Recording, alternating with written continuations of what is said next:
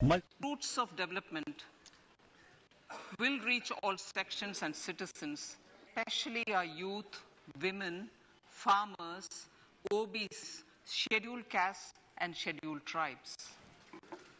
In the 75th year of our independence, the world has recognized the Indian economy as a bright star.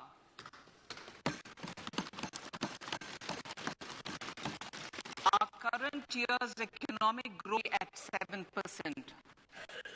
It is notable that this is the highest economies. This is in slowdown globally caused by COVID-19 and the war. The Indian economy is therefore on the right track and despite this, heading towards a bright future. As Indians stand with their head held high and the world appreciates India's achievements and successes, we are sure that elders who had fought for India's independence with joy bless us in our endeavors going forward as well.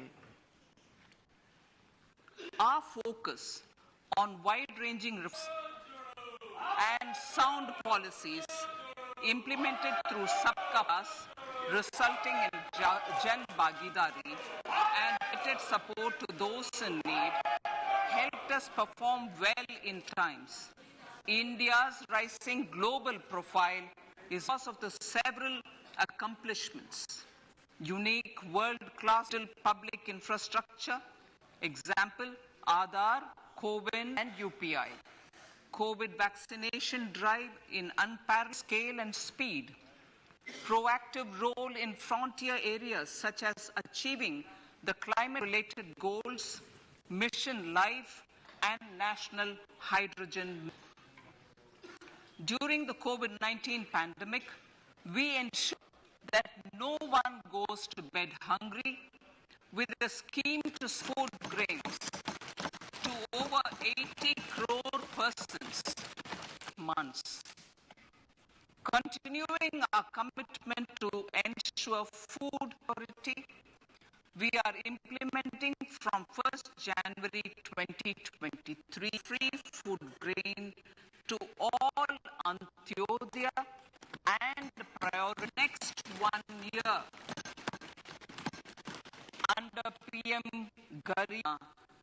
The entire expenditure, the entire 2 lakh crore will be borne by the central government. In these times of global challenges, gives us a unique opportunity to strengthen economic order. With the theme of Vasudhaiva, steering an ambitious, people-centric agenda to facilitate sustainable economic development. The government's efforts since 2014 for all citizens a better quality of life and life. The per capita income has more than doubled to 1.7 lakh rupees. In these 9, the Indian economy has increased in size from being 5th largest in the world. We have significantly improved our position as a well-governed and innovative country with an environment for business as reflected in several cases. We have made a significant progress in many such development goals. The economy has become more formalized as reflected in the EPFO membership, doubling to 27 crore and rupees 7,000 for digital payments of 126 lakhs through UPI in 2022. The efficient implementation of many schemes with union of targeted benefits has resulted in inclusive development. The schemes are 11.7 crore households under Swachh Bharat mission, which is achieved. 6 crore LPG connections under Ujjwala. 220 crore COVID vaccination of 100 persons. 47.8 crore bank accounts.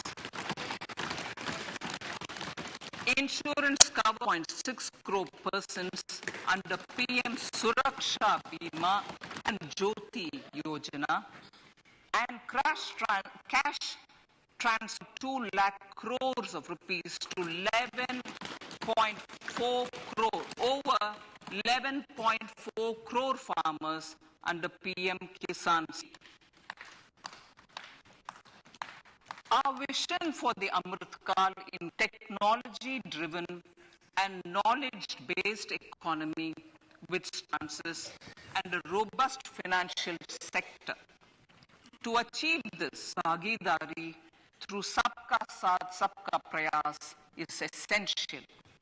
The economic agenda for achieving this vision focuses on 3 things. First, facilitating ample opportunities for citizens, especially the youth, to fulfill their aspirations. Second, providing strong impetus to growth and jobs. And third, strengthening macroeconomic stability. To service these focus a journey to India at 100, we believe that the opportunities can be transformative during Amrit. Economic empowerment of women. Antyodaya Yojana National Rural Livelihood Mission has achieved remarkable success by mobilizing into 81 lakh self-help groups. We will enable to reach the next stage of economic empowerment through large producer enterprises or collectives having several thousand members and managed. They will be helped with the raw materials supply and for better design, branding and marketing of their products. Through supporting these policies, to scale up their operations to serve the large consumer markets, faced with the several startups growing into unicorns. PM Vishwakarma Kaushal Samman. PM. For centuries, traditions and crafts people who work with their hands using tools brought renown for India. They're generally referred to as Vishwa. The art and the handicraft created by them represents the true Swar Bharat. For the first time, a package of assistance has been conceptualized. The new scheme will enable the quality, scale, and reach of their products with the MSME value chain. The components of these schemes not only financial support, but also access to advanced skill knowledge of modern digital techniques and efficient brand promotion, linkage with local and global markets, payments, and social security.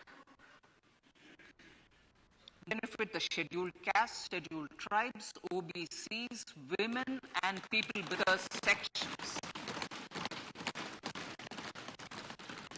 Two, the country offers immense attraction for domestic as well as there is a large potential to be tapped in tourism, huge opportunities for jobs and entrepreneurship for youth in particular. Promotion of tourism will be taken up on mission mode with active states, convergence of government programs and public-private. Green growth.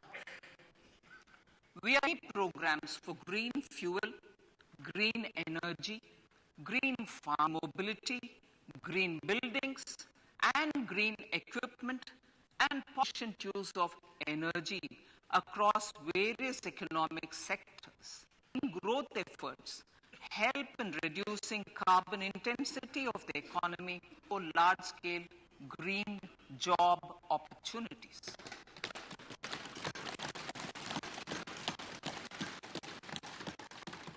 Priority. The budget adopts the following 7 priorities.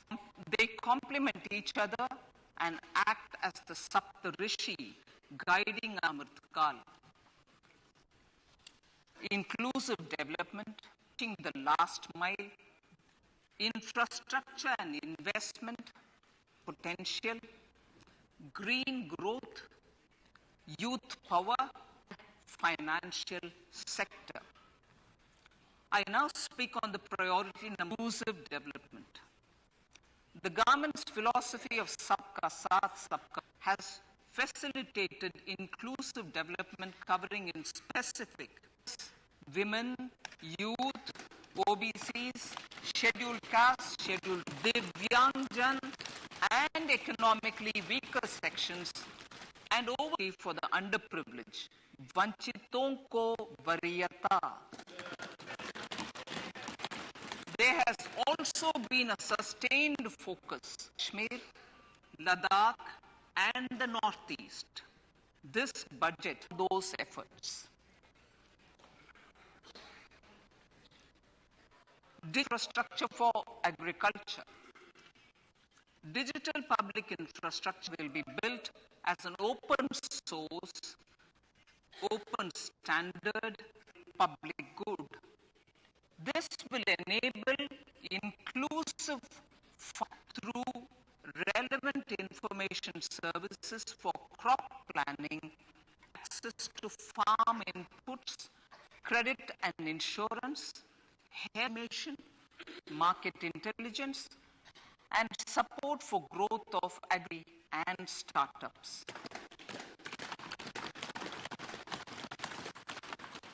An agriculture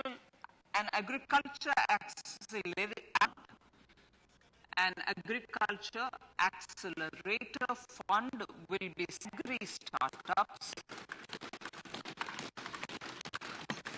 by young. The fund will aim at bringing innovative and affordable solutions for farmers.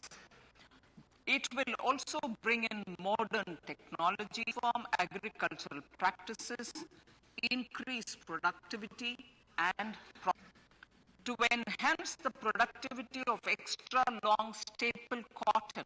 A cluster-based and value chain approach through public. This will mean collaboration between farmers and industry for input supplies, extension services. We will launch an Atmanirbhar program to boost availability of disease-free planting material for high-value horticultural crop of 2,200 crores. For millets, which are Sri Anna, the forefront. India's at the forefront of popularizing millets, who furthers nutrition, food security, farmers, said the Honorable Prime Minister. We are the largest and second largest exporter of Sri Anna in the world.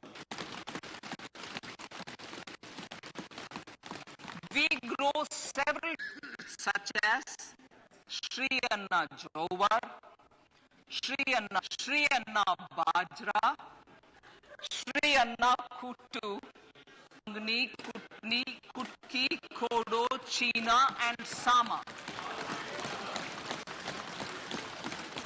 These have a number of health benefits and have been an integral part of our food for centuries.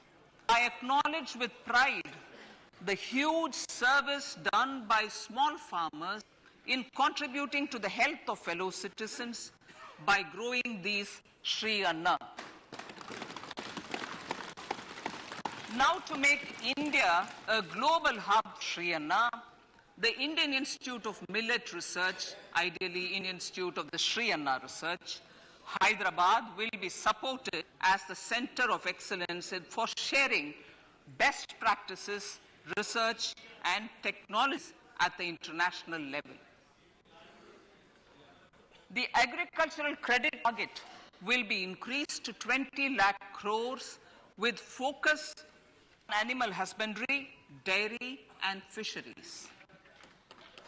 We will launch a new sub-scheme of PM Matsya Sampada Yojana, which is an existing scheme, but we launch a new sub-scheme with targeted investment of 6,000 crores to further enable activities of fishermen, fish vendors, and micro and small entrepreneurs, improve value chain efficiencies, and expand the market. For farmers, especially small and marginal farmers and other marginalized sections, the government is promoting cooperative-based economic development model. A new Ministry of Cooperation was formed with a mandate to realize the vision of Sahakar Se Samriddhi. To realize this vision, the government has already initiated computerization of 63,000 primary agricultural credit societies with an investment of 2,560 crores, 2,516 crores. In consultation with all stakeholders and the states, model bylaws for PACS were formulated, enabling them to become multi-purpose PACS. A national cooperative database is being prepared for countrywide mapping of cooperative societies. With this backdrop, we will implement a plan massive decentralized storage capacity.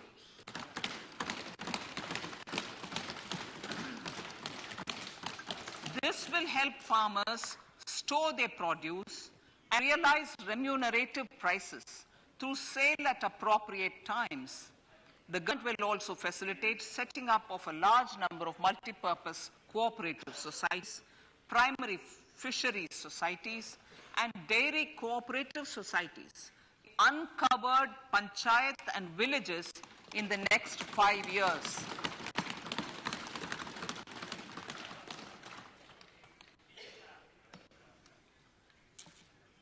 Health, education, and skilling. 157 new nursing colleges will be established in co-location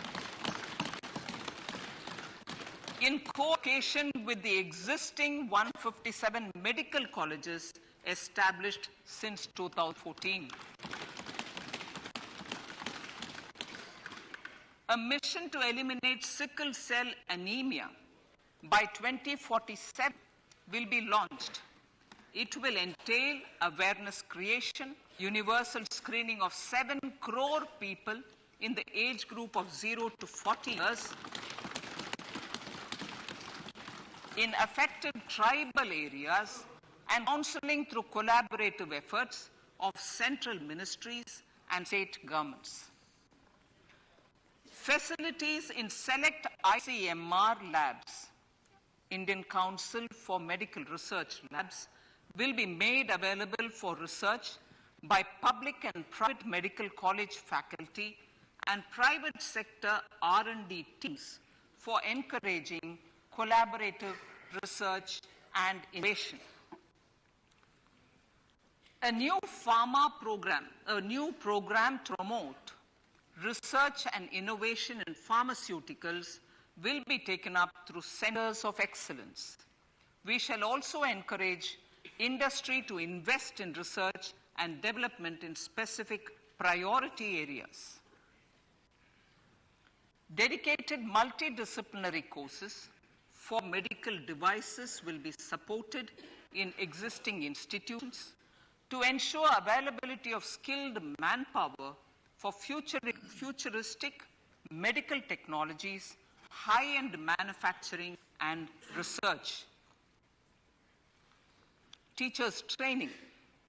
Teachers training will be re-envisioned through innovative pedagogy, curriculum transaction, continuous professional development, dipstick surveys, and ICT implementation. The District Institute of Education and Training will be developed as vibrant institutes of excellence for this purpose.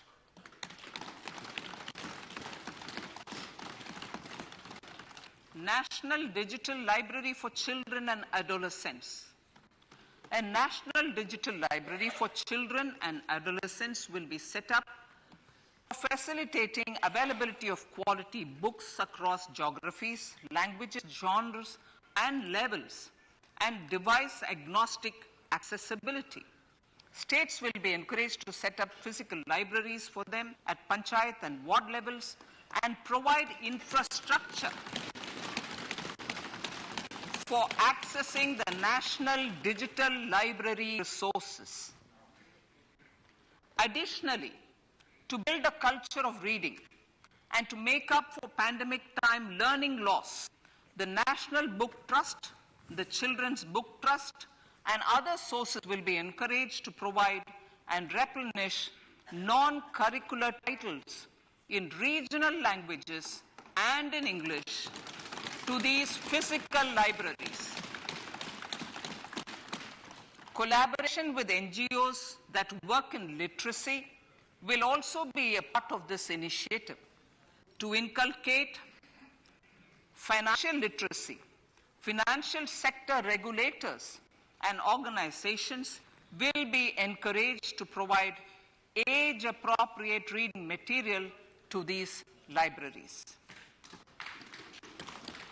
I move to priority 2, reaching the last mile. Prime Minister Vajpayee's government had formed the Ministry of Tribal Affairs and the Department of Development of Northeast Region to provide a sharper focus to the objective of reaching the last mile.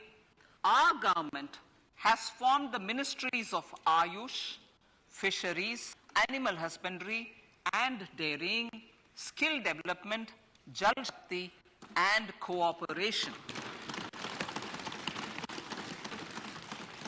Building on the success of the Aspirational Districts program, the government has recently launched the Aspirational Blocks program, covering 500 blocks for saturation of essential government services across multiple domains such as health, nutrition, agriculture, water resources, financial inclusion, settlement, and basic infrastructure.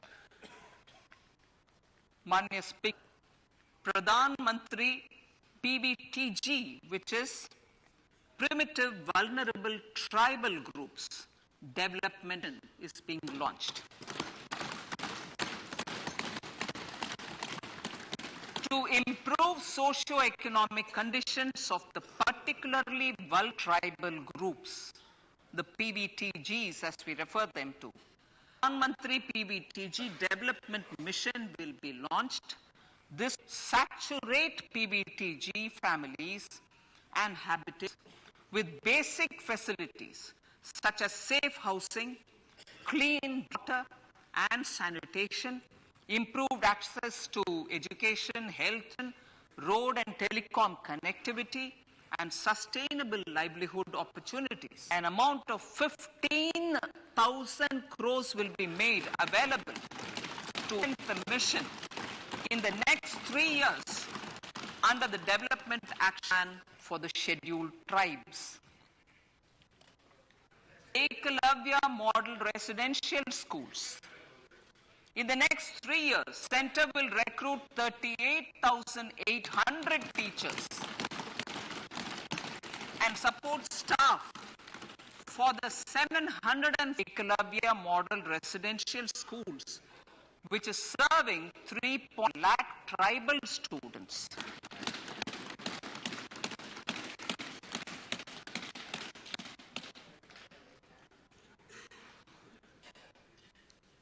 In the drought-prone central regions of Karnataka, central assistance of 5,300 crore will be given to Upper Bhadra project to provide sustainable irrigation and filling up of surface tanks for drinking water. PM Awas Yojana.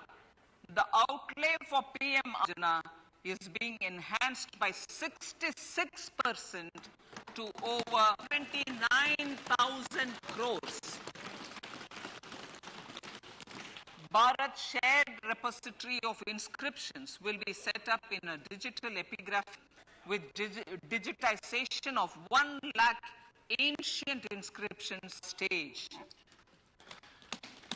Support for poor prisoners. The poor persons are unable to afford the penalty or the bail required financial support will be provided. Priority number 3, structure and investment. Investments in infrastructure and productivity have a large multiplier impact on growth and employment. After the good period of the pandemic, private investments are growing again. The budget takes once again to ramp up the virtuous cycle of investment and job creation. Honorable Speaker, sir, the capital investment outlay is being increased steeply for the 3rd year in a row by 33% to 10 lakh crores, which would be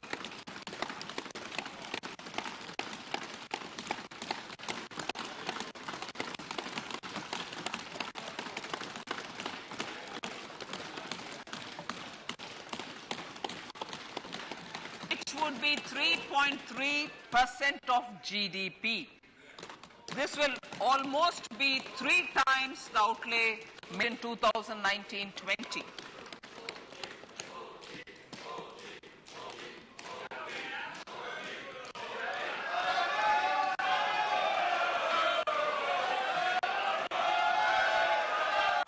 This substantial increase in recent years is central to the government efforts to enhance growth potential and job creation, crowd in private investments, and provide a cushion against global headwinds.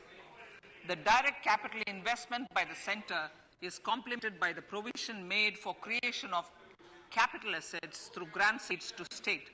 The effective capital expenditure of the center is budgeted at 13.7 lakh crore rupees, which will be 4.5% of GDP.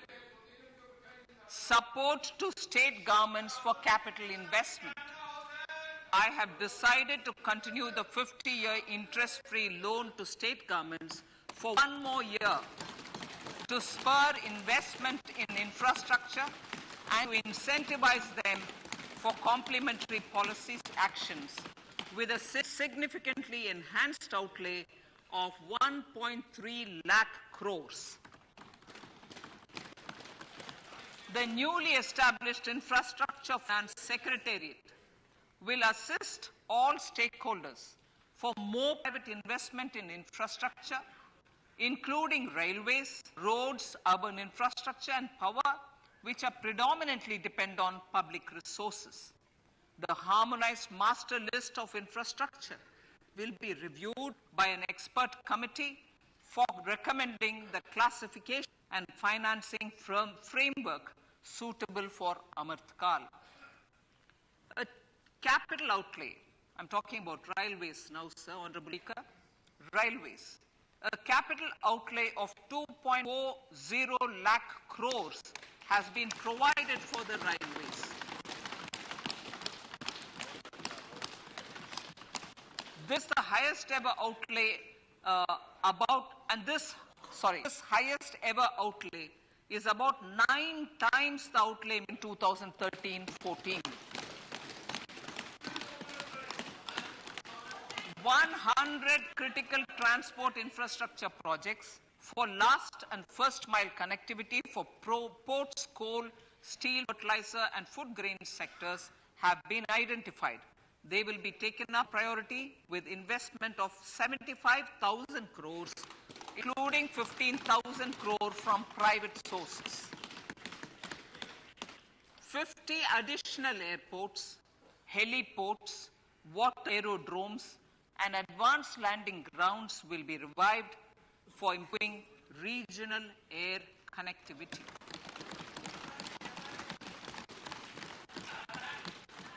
Sustainable city for tomorrow.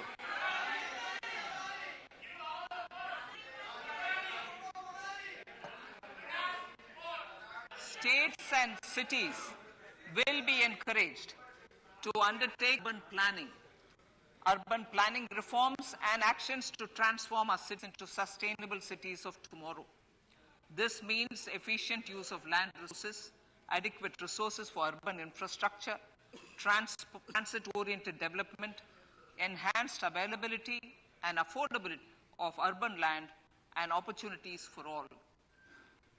Through property tax governance reforms and ring-fencing user charges on urban infrastructure, cities will be incentivized to improve their creditworthiness for municipal bonds. Like the RIDF, an Urban Development Fund will be established through use of priority sector lending. This will be managed by the National Housing Bank, used by public agencies to create urban infrastructure in Tier 2-3 cities. States will be encouraged to leverage resources from the grants of the 15th Finance Commission as well as existing schemes, adopt appropriate user charges while accessing the UIDF. We expect to make 10,000 crore rupees per annum for this purpose. All cities and towns enabled for 100% mechanical desludge of septic tanks and sewers to transition from manhole machine hole mode.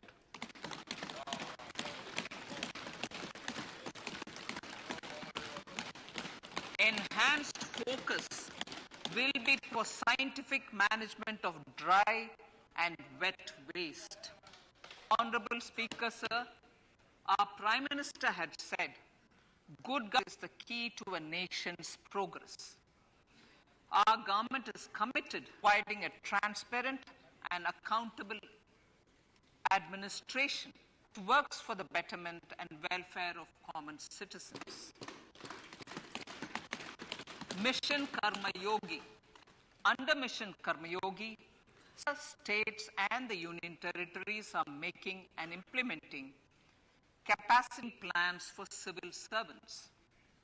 The government has also launched an online training platform, I Got Karma Yogi, provide continuous learning opportunities for lakhs of government employees to upgrade their skills and facilitate people-centric.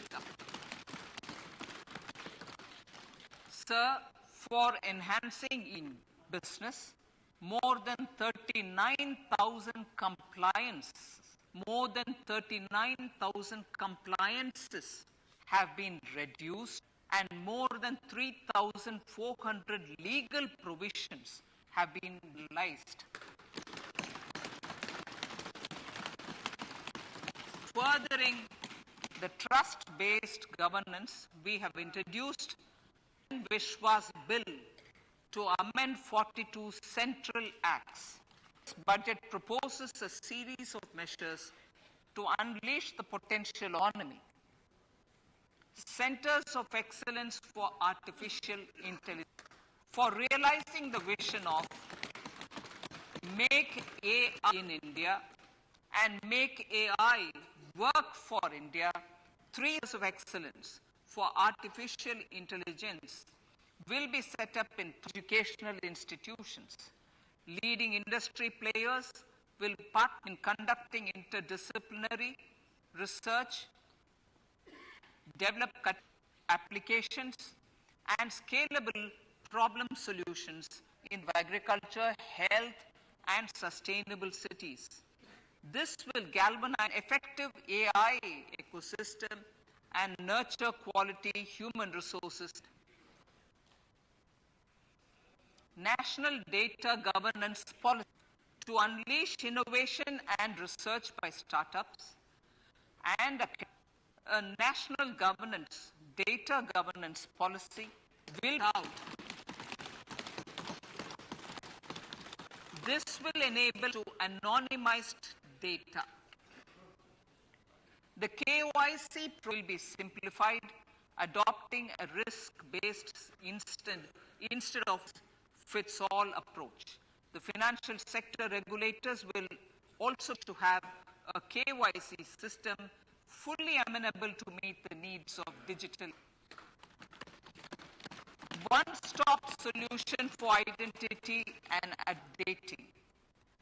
A one-stop solution for reconciliation and identity and address of individuals maintained by various government and regulated entities will be established using DigiLocker service and Aadhaar as foundational identity. Speaker, sir, common business identifier for establishments required to have a permanent account number. The PAN will be used as the common identifier for all of specified government agencies. This will bring ease of doing business, and it will be a legal mandate. For obviating the need submission of same information government agencies, a system of unified filing process will be set up. Such filing of information or unified forms on a common portal will be shared with us as per the filer's choice. Verse 1. Relief for MSMEs. In failure by MSMEs to execute contracts COVID period, 95% of the forfeited amount relating to the bid or performance security will be returned by government and government undertakings. This will provide release.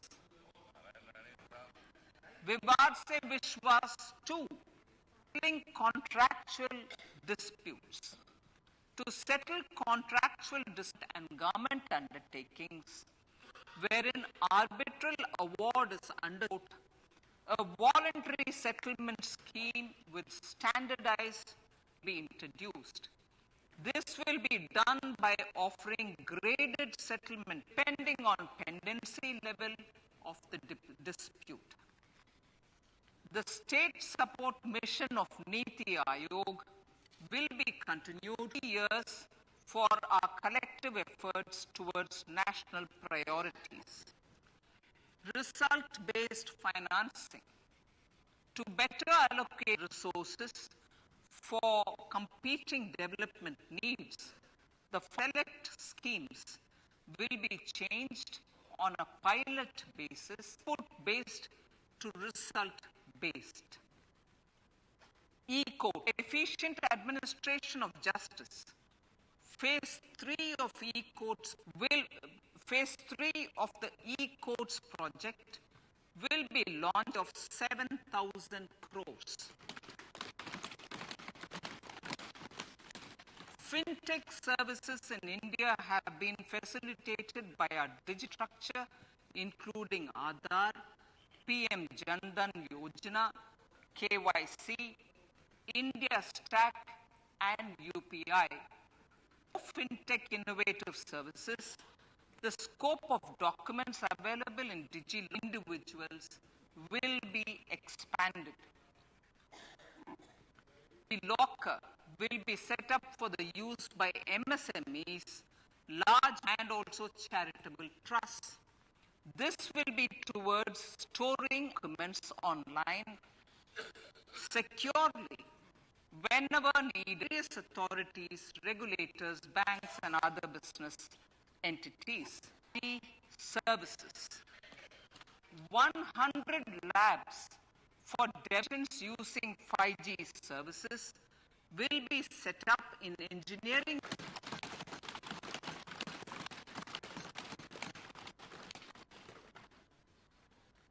To realize the new range of business models and employment potential, the labs will cover applications such as smart classrooms, precision farming, transport systems, and healthcare applications.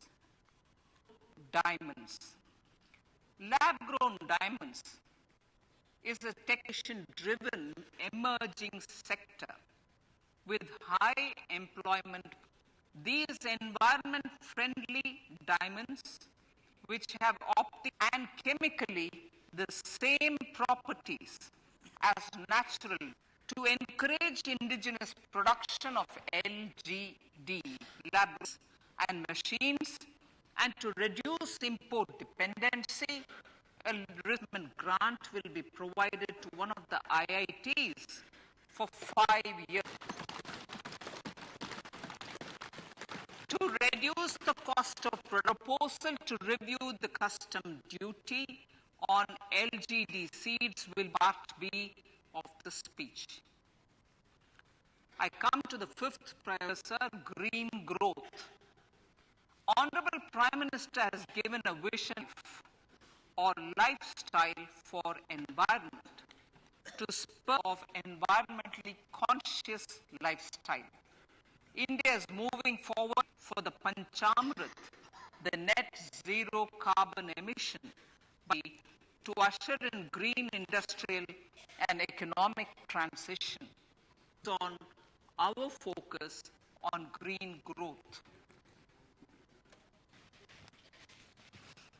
The recently launched National Green, with an outlay of 19,700 crores, facilitate transition of the economy to low carbon intensity, independence on fossil fuel imports, and make the country assume leadership in this sunrise sector. Our target annual production of 5 MMT 30. Energy transition. This for 35,000 crores for priority capital towards energy transition and net zero energy security by Ministry of Petroleum and Natural Gas. To steer the economy on sustainable development path, battery energy systems with capacity of 4,000 each will be supported with viability gap funding. A work for pumped storage projects will also be related. Renewable energy evacuation. Transmission system for evacuation and grid integration, gigawatt renewable energy from Ladakh will be investment of 20,700 crore in support of 8,300 crores. Green for encouraging behavioral change A green credit program will Environment Protection Act. This will incentivize environmental, sustainable and responsive actions by companies, individuals and help mobilize additional resources for PM programs in awareness, nourishment and amelioration of Mother Pranam will be launched to incentivize state union territories to promote alternative fertilizer and balanced use of chemical fertilizers. Ardhan scheme, 500 new waste under Gobardhan, galvanizing organic agro-resources done. Gobardhan scheme will be established Kula economy. These will include 200 plants, including 75 plants in urban areas, 300 community or cluster-based plants at low investment of 10,000 crores. I will refer to this in Part B also. In due course, a 5% mandate will be introduced for all organizations, natural and biogas. For collection of biomass, distribution of biomanure, appropriate fiscal support will also. Bharatiya Prakritik Kheti bio inputs. Over the next 3 years, we will facilitate once to adopt natural farming. For this, Honorable Speaker, 10,000 resource centers will be set up, creating a distributed micro-fertilizer and pesticide manufacturing.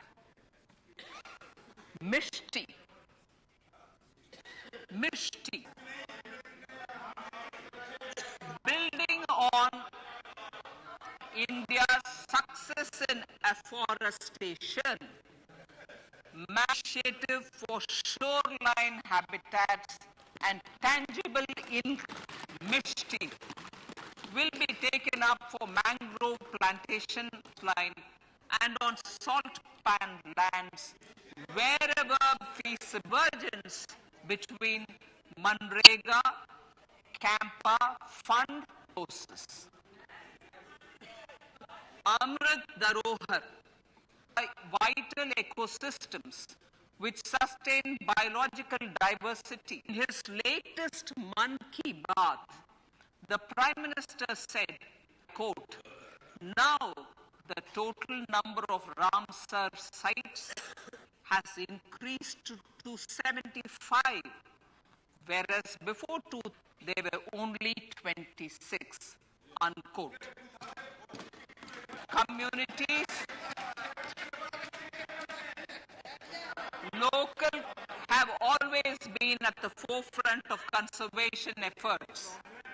Government will promote their unique conservation values through Amrit, a scheme that will be implemented over the next to encourage optimal use of wetlands and enhance carbon stock, ecotourism opportunities, and in local communities.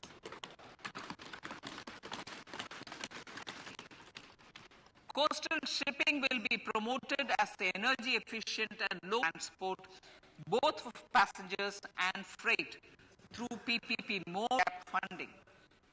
Vehicle replacement continuing policy, replacing the old political,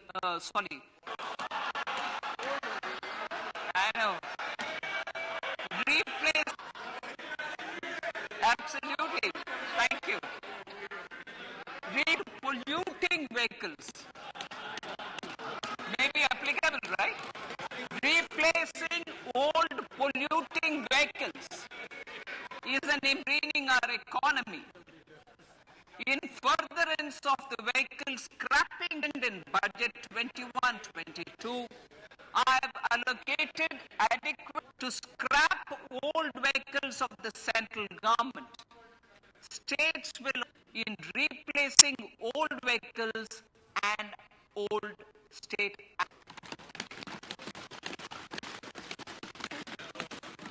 Honorable Speaker, 6. Youth power. To empower our youth, PD, realize their dreams. We have formulated the policy which is very wide in its scope, but one of the things is skilling, adopted economic policies that facilitate job creation and have supported business opportunities. Pradhan Mantri Yojana.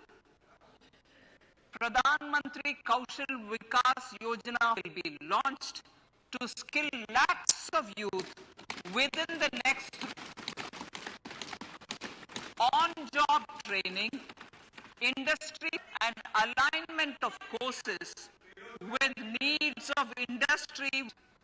The scheme will also cover new age courses for Industry 4.0, coding, AI, robotics, mechatronics, 3D printing, drones, and other soft skills. Youth for international opportunities. 30 Skill India centers will be set up across different states. The digital ecosystem for skilling will be further launch of a unified Skill India digital platform for enabling demand-based formal skilling, linking with SMEs, and facilitating access to entrepreneurships. To provide stipend support to youths in 3 years, direct benefit transfer and national apprenticeship promotion scheme will be. Tourism. Honorable Speaker, sir, did an innovative approach. At least 50 destinations through challenge mode. In addition to aspects such as physical connectivity, tourist guides, high standards for food street security, all the relevant aspects would be made available to enhance tourist experience. Every destination developed as a complete package. The focus of development would be on domestic as well as foreign tourists.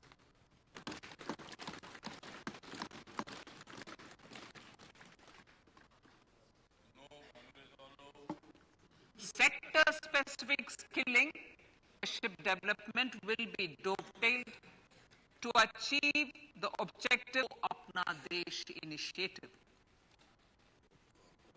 This was launched by the Honorable Prime Minister to the middle class to prefer domestic tourism, national tourism.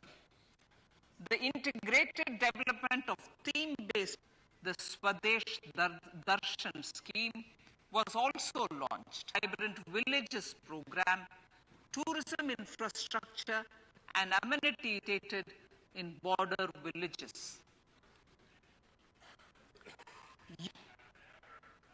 States will be encouraged to set up a youth in their state capital or most prominent tourism center, financial capital for promotion and sale of their one product and GI products, handicraft products, and for providing space of all other states as well. Sub-priority financial sector. Our reforms in the financial sector and innovative have led to financial inclusion at scale, service delivery, ease of access to credit, and participation in. This budget proposes to further these measures. Credit for MSMEs. Last year, I proposed revamping of the scheme for the MSMEs. I am happy to announce the revamped scheme will take effect from 1st April 2020 through infusion of 9,000 crores in the corpus. This will enable additional collateral-free guaranteed credit of crores of rupees. Further, the cost of credit will be reduced 1%. A national financial entity will be set up to serve as a central repository of financial information. This will facilitate efficient flow of credit, financial inclusion, and foster financial stability. A new legislation will govern this credit public infrastructure and will be designed with the RBI. To meet the needs of Amrit Kaal, facilitate optimum regulation in the financial sector, as necessary and feasible, will be brought to the process making and issuing subsidiary direction. Simplify, to ease, and to reduce cost of compliance, regulators will be requested to carry out a comprehensive review of existing regulations. For this, they will consider suggestions from and regulated entities. Time limits to decide application under various regulations will also be laid down. Yes, sir. To enhance business activities in GIFT IFS, following measures will be taken. Delegating the SEZ Act to the IFSCA to avoid dual, setting up a single window IT system for renewal of IFSCA, SEZ authorities, GSTNI, SEBI, and IRDAI, permitting acquisition financing by IFSC Bank of foreign banks, establishing a subsidiary of Exim Trade Refinancing, amending IFSC provisions for arbitration, ancillary services, dual regulation under the SEZ Act, and recognize derivative instruments as valid contracts. Speaker, sir, data embassy for countries and continuity solutions. We will facilitate setting up data embassies in GIFT IFSC.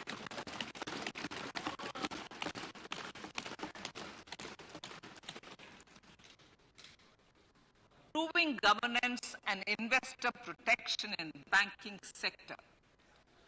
Governance and enhance investors' protection to the Banking Regulation Act, the Bank and the Reserve Bank of India Act are being proposed. Capacity building in securities market. Honorable to build capacity of functionaries and professionals in the security. SEBI will be empowered to develop, regulate, maintain norms and standards for education in the National Institute of Security and to recognize award of degrees, diplomas, and certificates. A central data processing center, a central processing center will be set a response to companies through centralized handling of weight filed with field officers under the Companies Act. Reclaiming of shares and dividends. For investors to claim shares and unpaid dividends from the Investor Action Fund Authority with ease, from the Invest Protection Fund Authority with ease, an integrated IT portal published. Digital payments continue to find wide acceptance. 2. They show an increase of 76% in and 91% in value. Fiscal support for this digital public infrastructure will in 2023-2024. Amrit Mahotsav, Mahila Samman Bachat Patra.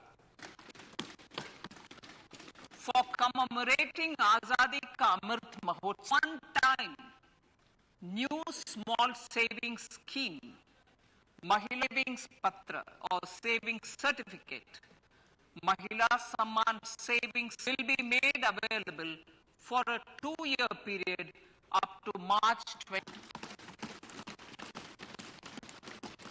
This will offer up to 2 lakh in the name of a woman or girls for years at fixed interest rate of 7.5% with option.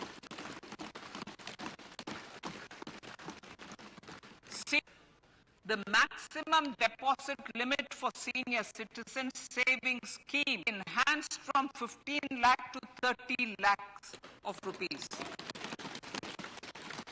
The maximum deposit limit for monthly income account will be enhanced from 4.5 lakh to 9 lakh account and from 9 lakh for joint account. Honorable Speaker, sir, fiscal management. 5th free loan to states. The entire 50-year loan to be spent on capital expenditure within 2020.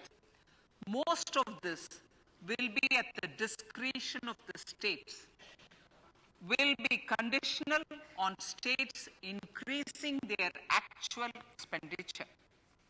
Parts of the outlay will also be linked to or for the following purposes: scrapping old government, urban planning reforms and actions, financing local bodies to make them creditworthy for municipal bonds, police personnel above or as part of the police station, community malls, children and adolescent libraries, structure, and state share of capital expenditure.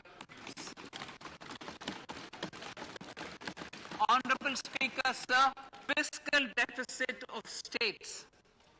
States will be allowed a deficit of 3.5% of GSDP, of which 0% will be tied to power sector reforms. Revaluates 2022 to 2023. The Honorable Speaker, sir, of the total receipts other than bonds 24.3 lakh crores, of which the net tax receipts are 20.9 lakh crores. The rate of the total expenditure is 41.9 lakh crores, of which the capital expenditure is about 7.3 lakh crores. The revised estimate of the fiscal deficit is 6.4 GDP, adhering to the budget estimate. Estimates of 2023-24. Coming to 22, the total receipts other than borrowings and the total are estimated at 27.2 lakh crores and lakh crores respectively. The net tax receipt at 23.3 lakh crores. The is estimated to be 5.9% of the GDP. In my budget speech for 21-20, announced that we plan to continue the path of fiscal consolidation, deficit of below 4.5% by 2025, with a fairly steady decline over the period. We have up, and I reiterate my intention to bring the below 4.5% of GDP by 2025 to finance the fiscal 2023-24.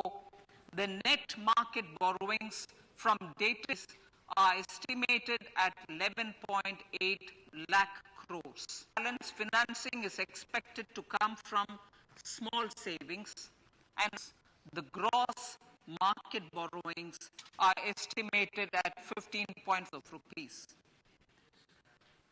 Honorable Speaker, sir, I now move to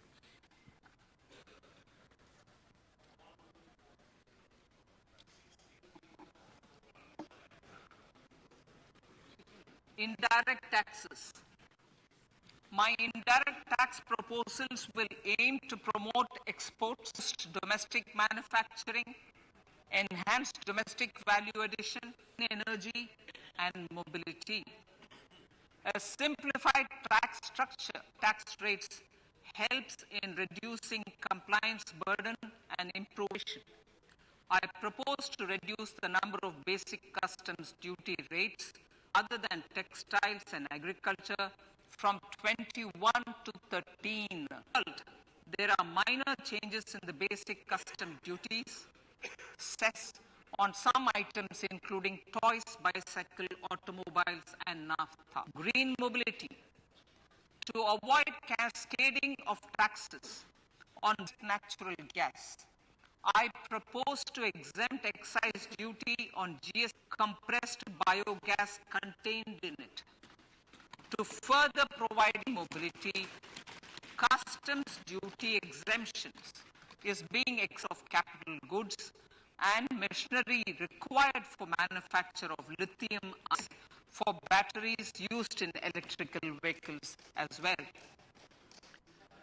Electronics.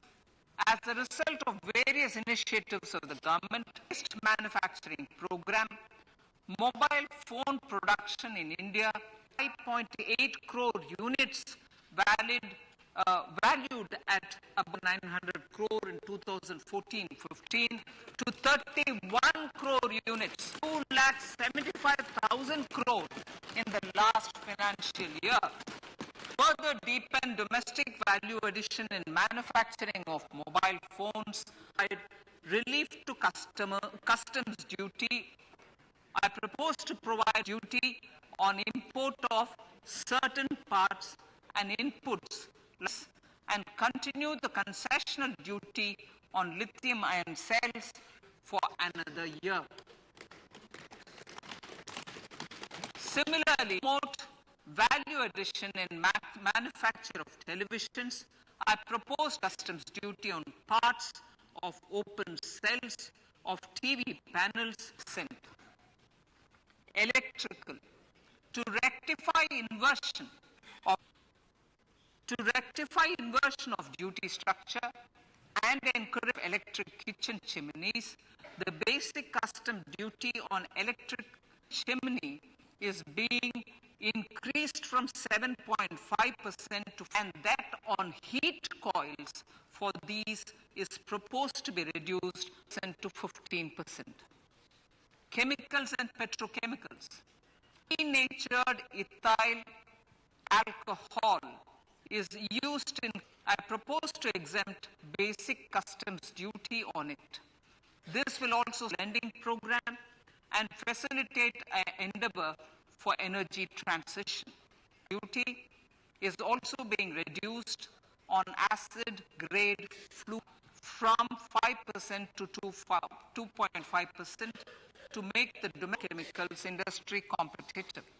Further, the basic customs duty on crude for use in manufacture of epichlorohydrin proposed to be reduced from 7.5% to 5%.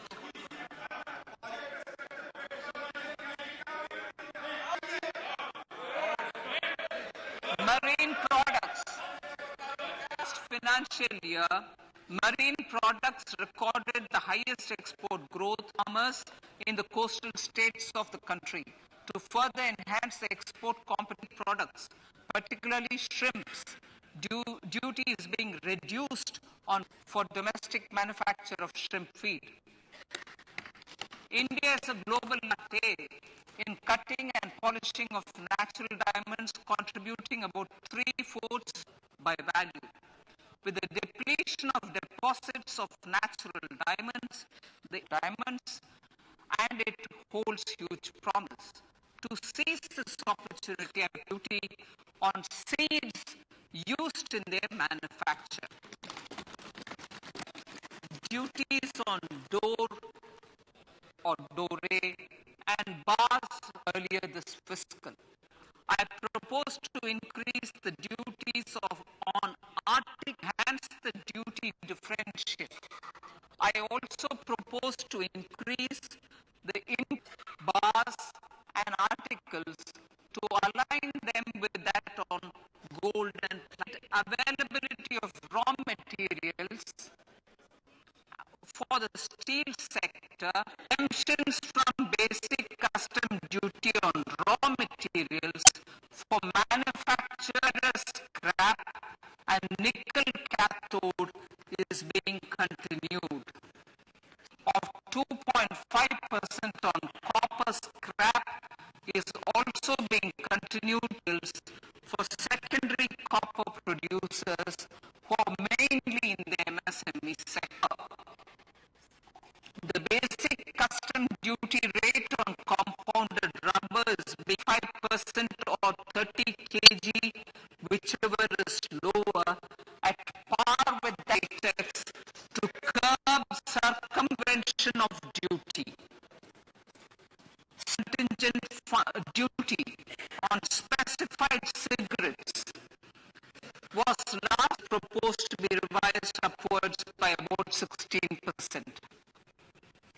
I now come to my direct tax proposals.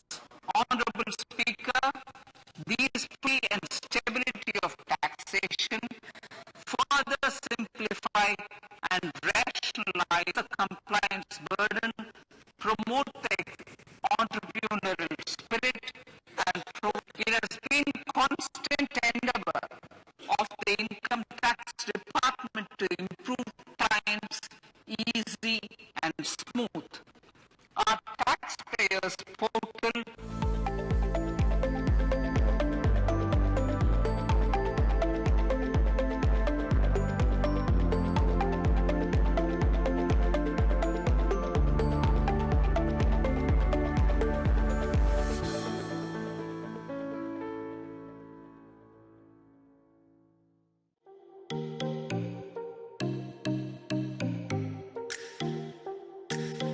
सर्दियों में रखें सेहत का खास ख्याल।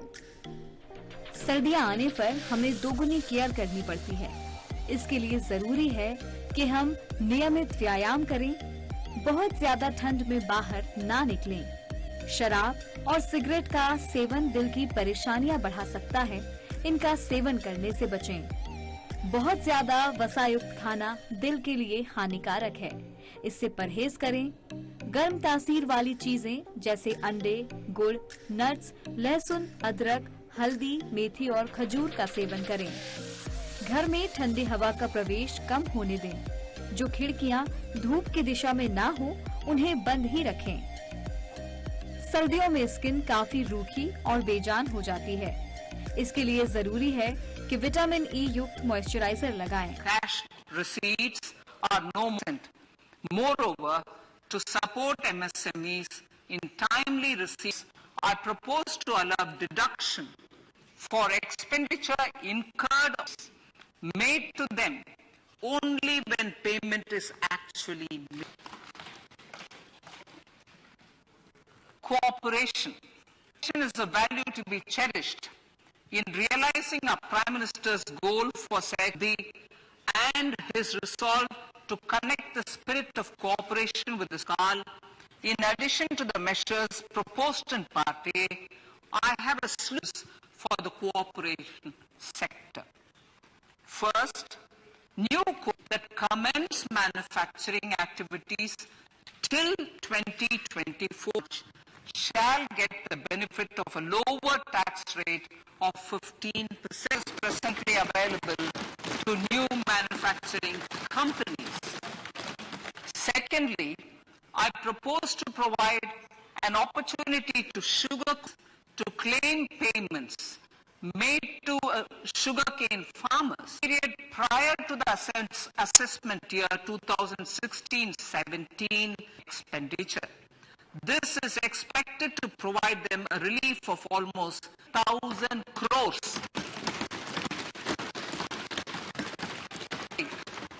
I am providing a higher limit of 2 lakh for cash deposits to loans in cash by primary cooperative societies and primary cooperative and rural development banks. I repeat that. Third, leading a higher limit of 2 lakh per member for cash deposits and loans in cash by primary agricultural cooperative societies and cooperative agricultural and rural development banks. Similarly, higher limit of 3 crore for TDS on cash withdrawal is being provided to cooperative societies. Startups.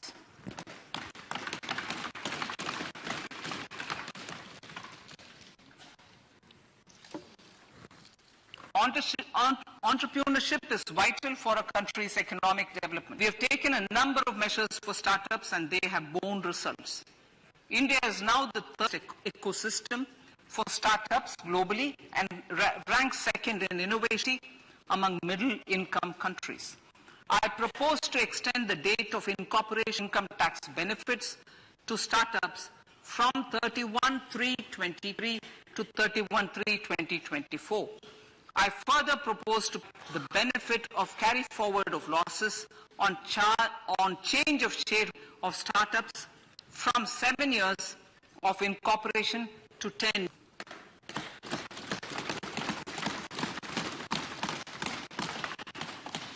To reduce the pendency of appeals at commissioner level, to deploy about 100 joint commissioners for disposal of small claims. We shall also be more selective in taking up cases of returns already received this year. Better targeting of tax concessions. For better targeting of tax exemptions, I propose to cap deduction from capital gains on in residential house under Section 54 and Section 54 to 10 crores.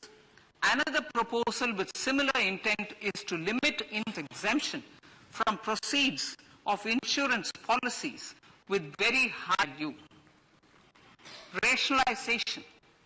Honorable Speaker, sir, there are a number of proposals relating to rationalization and simplification of authorities, boards, and commissions set up by statutes, union or state for the purpose of housing, development of towns and villages, and regulating or regulating an activity or matter is proposed to be exempted from other major measures in this direction are removing the minimum threshold of 10,000 for TDS and liability relating to online gaming, not treat of gold into electronic gold receipts and vice versa capital gains, reducing the TDS rate from 30% on taxable portion of EPF,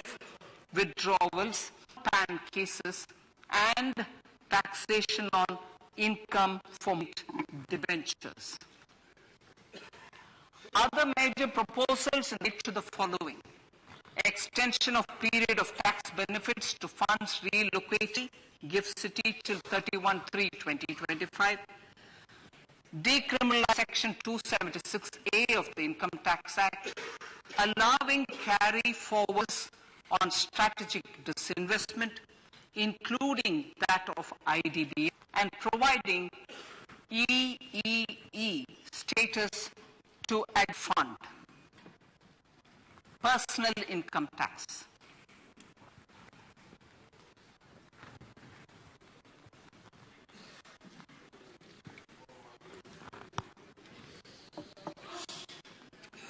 now everyone is waiting for.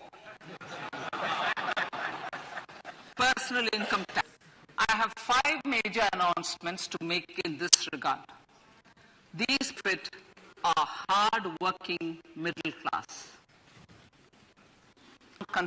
Concerns rebate. Currently, those up to 5 lakh do not pay any tax, do not pay any in both old and new regimes. I propose to limit to 7 lakhs in the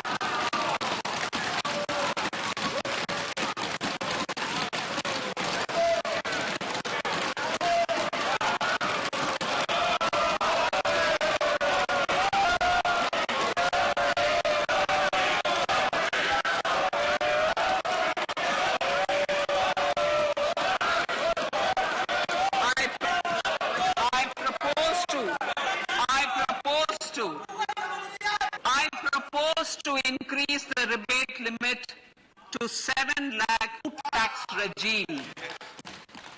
Thus, persons in the new tax with income up to 7 lakhs will not have to pay any tax at all. The second proposal relates to middle class individuals. In the year 2020, the new personal income tax regime, income slabs starting from 2.5 lakh. I propose to structure in this regime by reducing the number of slabs to 5, the tax exemption limit to 3 lakhs. The new tax 0 to 3 lakh, nil. 3 to 6 lakhs, 5%. 6 to 9 lakhs, 9 to 12 lakh, 15%. 12 to 20%, and above 15 lakhs, 30%. This will provide major relief to all taxpayers in the new regime. An individual with of 9 lakhs will be required to pay only 45,000. This is only 5% of his or her income. It's a reduction of 25% on what he or she is required. That is 60,000. So in the place of 60,000, it is now 5,000.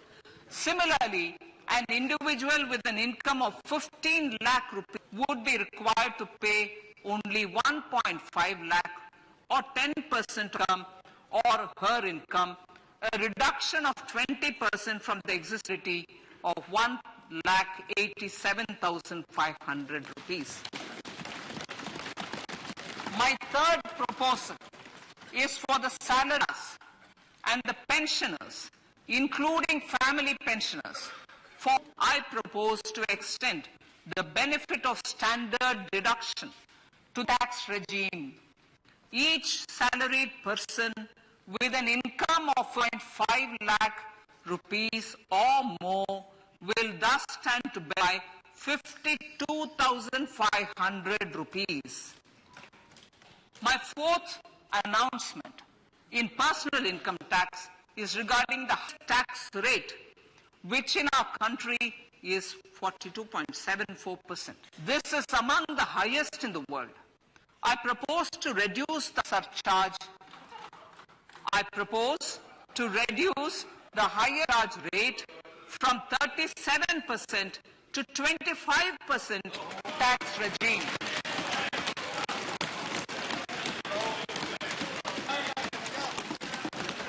This would result in reduction of the maximum rate. This would result reduction of the maximum tax rate to 39%.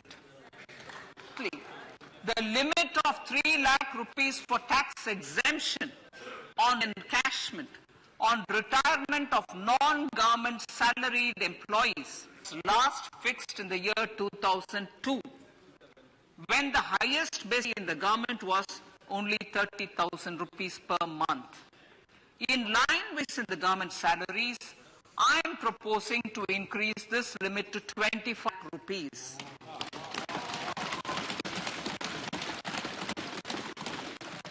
We are also making We are also making income tax regime as the default tax regime. However, citizens will continue to have the option to avail the benefit of the old tax. Apart from these, I am also making some other changes as given in the. As a result of these proposals, revenue of about 8,000 crore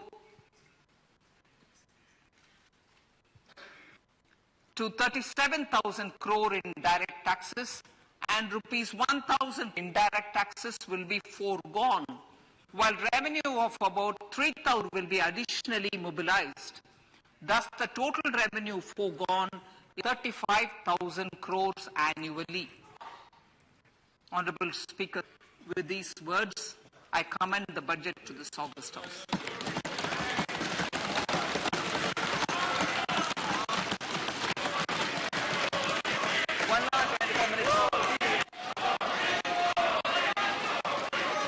item number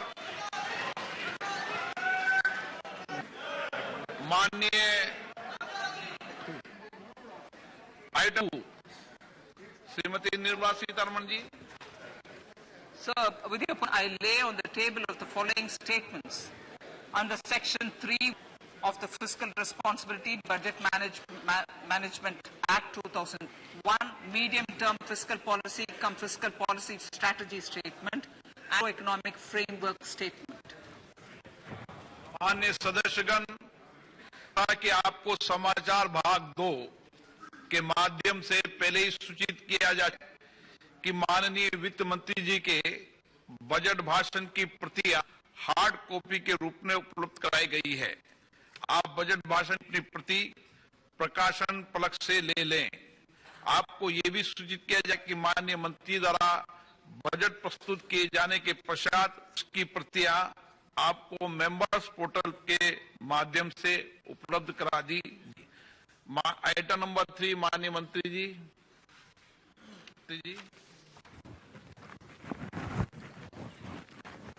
Sir, with your permission to move for leave to introduce the Finance Bill 2023.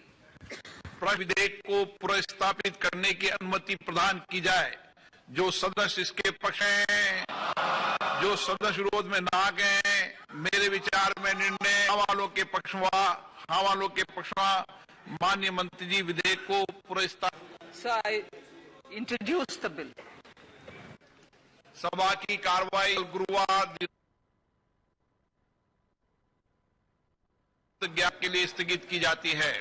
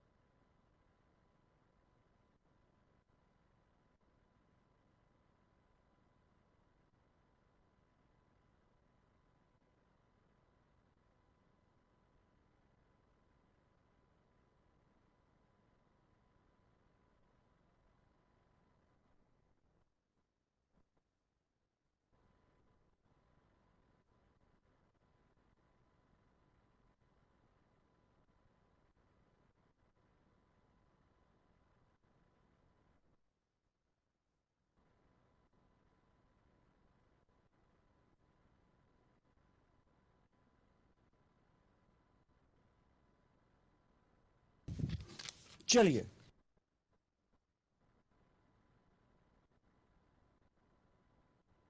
मंत्री निर्मला सीतारमण ने budget पेश किया है 2023-24 का यह budget. इनमें कुछ खास बातें आपको हम बता दें कि जो इसमें खास बातें हैं, कोरोना के बावजूद जो हमारी अर्थव्यवस्था है वो रास्ते पर रही है। सबका प्रयास के जरिए व्यापक सुधार किए गए हैं। डिजिटल लेन देन में रिकॉर्ड बना है और आपको बता दें कि इसमें हम 5वीं बड़ी अर्थव्यवस्था बन गए हैं। दुनिया में सुस्ती के बाद भी हमारी विकास दर 7% रही है, ऐसा वित्त मंत्री निर्मला सीतारमण ने कहा है। बजट पेश करते हुए वित्त मंत्री ने कहा है कि भारत सबसे तेजी से बढ़ती हुई अर्थव्यवस्था है।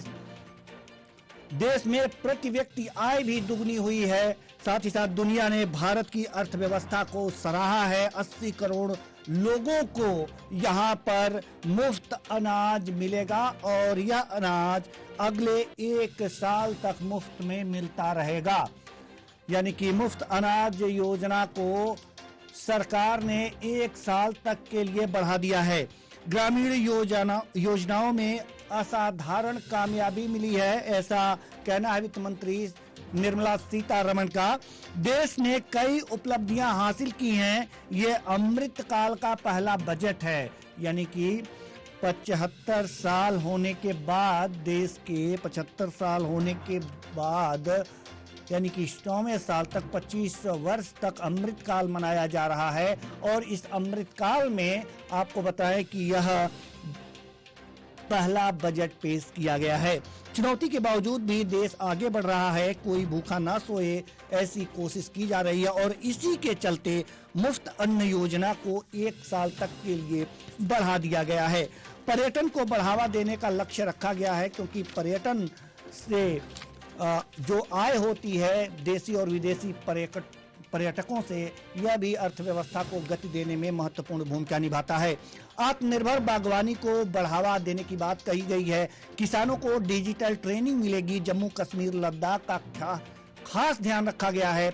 ग्रीन ग्रोथ बजट की पहली प्राथमिकता है। रोजगार पैदा करने पर सरकार का ध्यान है। युवाओं को कृषि स्टार्टअप में प्राथमिकता मिलेगी। किसानों को खेती के लिए विशेष फंड, बागवानी योजनाओं के लिए 2200 करोड़ रुपए का प्रावधान किया गया है। मोटे अनाज को बढ़ावा देने पर जोर दिया गया है। हरित खेती, हरित ऊर्जा पर खास जोर दिया गया है। आत्मनिर्भर भारत स्वच्छ पौध कार्यक्रम, किसानों के सेवा के लिए भी आभार व्यक्त किया गया है।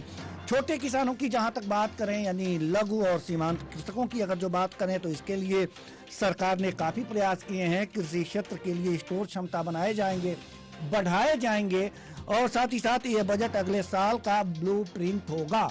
बड़ी खबर आपको बता रहे हैं ये जो बजट पेश किया गया है वित्त मंत्री निर्मला सीतारमण द्वारा 2023-24 के लिए, ये इनमें जो प्रावधान किए गए हैं उनके बारे में हम एक एक करके आपको बता रहे हैं। ये बजट अगले साल का ब्लूप्रिंट है, ऐसा वित्त मंत्री ने कहा है। भारतीय मिलेट संस्थान का गठन होगा। बड़ी खबर।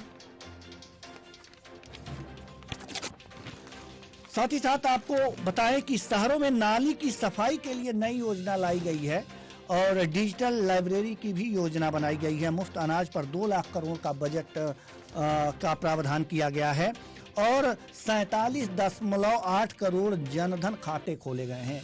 ये बातें बजट में बताई गई हैं निर्मला सीतारमण द्वारा। 2047 तक एनीमिया एक प्रकार का रोग है, ये खत्म होगा। सही रास्ते पर हमारी अर्थव्यवस्था है। मौजूदा साल 7% विकास दर की उम्मीद की जा रही है। महामारी के बाद निवेश में इजाफा हुआ है। रेलवे की नई योजना के लिए 75,000 करोड़ रुपए का बजट पेश किया गया है। आपको बताएं कि यह बजट जो है पहले रेल बजट अलग से पेश किया जाता था, लेकिन अब जो है रेल बजट और आम बजट एक साथ ही पेश किया जा रहा है। खिलौने, साइकिल, ऑटोमोबाइल सस्ते होंगे।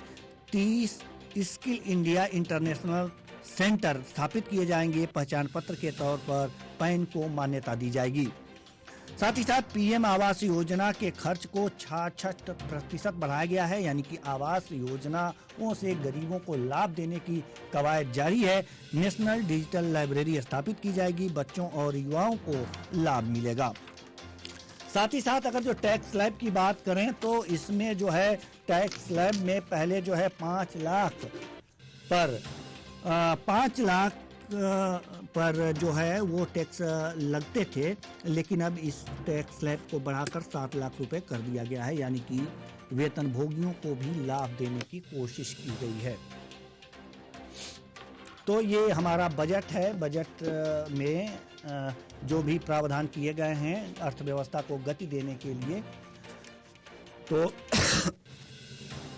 मुफ्त अगले साल तक चालू रहेगी और 7% विकास दर रखा गया है। 80 करोड़ लोगों के लिए 28 महीने तक मुफ्त भोजन, आवास, पीएम सुरक्षा योजना 44 करोड़ को लाभ। 2014 के बाद प्रति व्यक्ति आय दुगनी होगी। मुफ्त अनाज पर 2 लाख करोड़ रुपए एक वित्तीय वर्ष के लिए। उनमें कुछ जो प्रमुख बातें हैं हमने आपको बताई। इसमें आत्मनिर्भर बागवानी को बढ़ावा देने की बात की गई है। साथ ही साथ वित्त मंत्री निर्मला सीतारमण ने अमृतकाल में कहा है कि यह ऐतिहासिक बजट पेश हो रहा है। कोरोना के बावजूद सही रास्ते पर हमारी अर्थव्यवस्था है। सबका प्रयास के जरिए व्यापक सुधार किए जा रहे हैं। डिजिटल लेन देन में रिकॉर्ड बना है। हम 5वीं बड़ी अर्थव्यवस्था बन गए हैं। दुनिया में सुस्ती के बाद भी विकास दर भारत सबसे तेजी से बढ़ती अर्थव्यवस्था है। देश में प्रति व्यक्ति आय दुगनी हुई है। दुनिया ने भारत की अर्थव्यवस्था को सराहा है। 80 करोड़ लोगों को मुफ्त अनाज देने की भी बात कही गई है और मुफ्त अन्न योजना अगले 1 साल तक चलती रहेगी, यानी कि इसकी अवधि को बढ़ा दिया गया है 1 साल तक के लिए। ग्रामीण योजनाओं में असाधारण कामयाबी मिली है। देश ने कई उपलब्धियां भी हासिल की हैं। ऐसा बजट भाषण में निर्मला सीतारमण वित्त मंत्री जो हैं उन्होंने कहा है। ये अमृतकाल का पहला बजट बताया है। चुनौती के बावजूद भी देश आगे बढ़ रहा है। कोई भूखा न सोए ऐसी कोशिश की जा रही है। इसीलिए मुफ्त अन्न योजना को 1 साल तक के लिए बढ़ा दिया गया है। 80 करोड़ लोगों को इसमें मुफ्त अनाज देने की बात कही गई है। पर्यटन को बढ़ावा देने का लक्ष्य है। आत्मनिर्भर बागवानी, किसानों को डिजिटल ट्रेनिंग और जम्मू कश्मीर और लद्दाख पर खास ध्यान देने की बात कही गई है। ग्रीन ग्रोथ बजट की पहली प्राथमिकता है। रोजगार पैदा करने पर सरकार का ध्यान है। युवाओं को कृषि, स्टार्टअप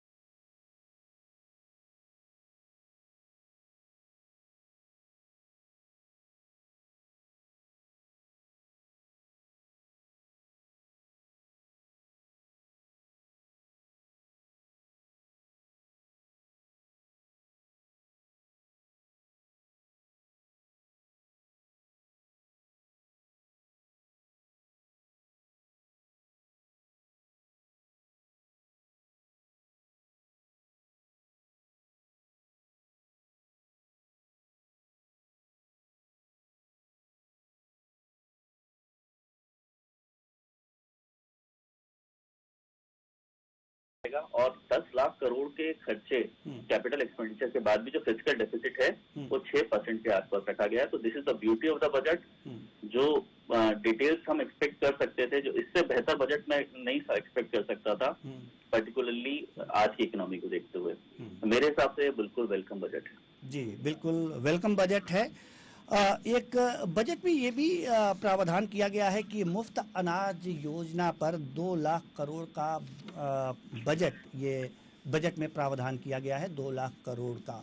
और जो मुफ्त अन्न योजना है उसे 1 लाख मतलब 1 साल के लिए, माफ़ कीजिएगा, 1 साल के लिए बढ़ा दिया गया है। ऐसे में ये जो मुफ्त अनाज योजना पर 2 लाख करोड़ का बजट का प्रावधान किया गया है, इसे आप कितना सही मानते हैं इंडियन इकोनॉमी के लिए? देखिए, मेरा जब लास्ट टाइम भी आपसे मुलाकात हुआ था, मैंने बताया था कि इस बार मुझे एग्रीकल्चर के केस में पर्टिकुलरली, क्योंकि एक हमारा इकलौता साधन ऐसा है जहां पर हम आत्मनिर्भर हैं, जहां पर हम एक्सपोर्ट एक्सपेक्ट कर सकते हैं, तो मुझे काफी उम्मीदें थी कि एग्रीकल्चर और एग्रीकल्चर से रिलेटेड चीजों के ऊपर बहुत बड़ा इन्वेस्टमेंट आएगा। 2 लाख करोड़ हो, 1 लाख करोड़ हो, 5 लाख करोड़ हो, फिगर तो मुझे आज की डेट में नहीं समझ में आती कोई भी, क्योंकि बजट एक अलग चीज होती है और जब इम्प्लीमेंटेशन होता है तो वो अलग चीज होता है। तो जो भी फिगर, जितना बड़ा प्रॉमिसिंग फिगर है, अगर ये इसमें करा जाता है तो डेफिनेटली हम एग्रीकल्चर के सेगमेंट में सबसे लीडिंग कंट्री होंगे, क्योंकि इतना बड़ा फिगर अगर वाकई में एग्रीकल्चर रिफॉर्म्स के ऊपर खर्च होता है तो आप ये मान लीजिए कि मॉडर्न एग्रीकल्चर हमारा सेगमेंट डेवलप हो जाएगा। ये 2 लाख करोड़ का बजट है, ये एग्रीकल्चर पे खर्च नहीं किया जा रहा, ये मुफ्त अनाज योजना पे खर्च किया जा रहा है, यानी कि खरीद करके मुफ्त में बांटा जाएगा। ये मुफ्तखोरी को बढ़ावा देने वाला इसे कह सकते हैं, ये 2 लाख करोड़ मुफ्तखोरी वाला है। इससे निजात कैसे मिलेगी, ये समझ में नहीं आ रहा, इसे समझना चाहेंगे हम आपसे। देखिए, ये तो आने वाले समय में गवर्नमेंट ही इसका जवाब दे पाएगी कि ये एक्सपेंडिचर के अंदर उन्होंने इंक्लूड करा हुआ है, ये रेवेन्यू एक्सपेंडिचर के अंदर उन्होंने ये पार्ट इंक्लूड करा हुआ है। हालांकि मैं इस बात से सहमत हूँ कि मुफ्तखोरी को बढ़ावा इससे ज्यादा नहीं दिया जाना चाहिए, क्योंकि ऑलरेडी हमारे यहाँ जो 1 रुपए किलो गेहूँ, 2 रुपए किलो चावल या फ्री इलेक्ट्रिसिटी या जो फ्री रेसिडेंशियल एकोमोडेशन फैसिलिटी दी है, इससे हमारे यहाँ जो लेबर कॉस्ट है बहुत हाई होती है। आज की डेट में अगर मैं मार्केट की बात करूँ तो लोग बाग तो काम करने की इच्छा ही नहीं है, क्योंकि उनको ये सारी चीजें इतनी सस्ते में मिल रही हैं। उनका एक जो बेसिक टारगेट रहता है वो ये रहता है कि अब हमें जब सारी चीजें फोकट में मिल रही हैं, फ्री में मिल रही हैं, तो वाई शुड वी वर्क। इसके कारण हमारी लेबर कॉस्ट बहुत बढ़ रही है। तो ना सिर्फ मुफ्तखोरी को बढ़ावा देगा ये वाला अमाउंट, बल्कि ये कहीं ना कहीं हमारी प्रोडक्शन कॉस्ट को भी इंक्रीज करेगा, ऐसा मेरा सोचना है। जी, प्रोडक्शन कॉस्ट को भी इंक्रीज करेगा, ये अच्छी बात है। जहां तक आप कृषि की बात कर रहे हैं, तो कृषि में बागवानी योजनाओं के लिए 2200 करोड़ रुपए का प्रावधान किया गया है। तो ये बागवानी योजनाओं को जो बढ़ावा देने के लिए इतने पैसे खर्च किए जा रहे हैं, तो हमें नहीं लगता कि बागवानी के प्रति अगर जो गांव में जाया जाए तो बहुत लोग जागरूक हैं, बहुत ज़्यादा लोग जागरूक नहीं हैं बागवानी के लिए, जितना कि जो गेहूं, रबी की फसल या खरीफ की फसल जो लोग उगाते हैं उसके प्रति समर्पित रहते हैं और दिन भर खेतों में काम किया करते हैं, बागवानी के प्रति उतने उत्साहित नहीं होते हैं। ऐसे में इतने 2200 करोड़ रुपए का बजट अगर जो में प्रावधान किया गया है बागवानी के लिए, तो इससे और कृषि का विकास कितनी तेजी से विकसित होगा? देखिए, मैंने पहले भी आपको बोला देवेंद्र जी की फिगर्स मुझे नहीं समझ में आती है। 2000 करोड़, 2200 करोड़, 500 करोड़, अभी फिगर्स के ऊपर तो खैर इतना समय नहीं मिल पाया, बजट आया हुआ, इतना टाइम नहीं मिल पाया कि उसको एनालिसिस कर पाए। बट एक बहुत इंपॉर्टेंट चीज इसमें ये कहूंगा कि इम्प्लीमेंटेशन, क्योंकि आपका बिल्कुल सही बोलना है कि जो बागवानी योजना है उसको लेकर अभी इतनी अवेयरनेस नहीं है हमारी कंट्री में, और इससे किस तरीके से वो इम्प्लीमेंट करेंगे, किस बजट में सिर्फ लिख देना इज नॉट सफिशिएंट, उसको ग्राउंड लेवल पे इम्प्लीमेंट कराना, और ग्राउंड लेवल पे इम्प्लीमेंट कराने के बाद उसका प्रॉपर एग्जीक्यूशन और देखरेख होना, ये एक बहुत बड़ा मैकेनिज्म होता है। अगर इस मैकेनिज्म को लेके कोई फुल प्रूफ प्लान इम्प्लीमेंट करा जाता तो definitely it is going to be very helpful for India. इससे पहले भी एक प्रावधान किया गया था, एक योजना चलाई गई थी केंद्र सरकार के द्वारा कि मेड़ों के किनारे किनारे पेड़ लगाए जाएं। लेकिन जहां तक ये देखा जाए तो ये किताबों में ही सीमित रह गया। अगर जो गांव में जाकर के देखिए तो ऐसा कहीं नहीं लगता, या किसी जागरूक किसान से ही जाकर के अगर जो पूछ लें, या फिर जो गांव में किसान मित्र होते हैं जो सरकारी योजनाओं को किसानों तक पहुंचाते हैं और बताते हैं, उन तक भी जानकारी ये नहीं थी कि हाँ आप ऐसा बागवानी का काम कर सकते हैं, या वन विभाग से या फिर कृषि विभाग से जाकर के इस तरह से आप अनुदान ले सकते हैं, पेड़ ले सकते हैं और मेड़ों के किनारे लगा सकते हैं, जिससे कि आपकी फसल तो फसल हो, लेकिन अगर जो पेड़ उगेंगे तो आपको एक एक्स्ट्रा लाभ भी मिलेगा और आपका जीवन स्तर ऊंचा उठेगा।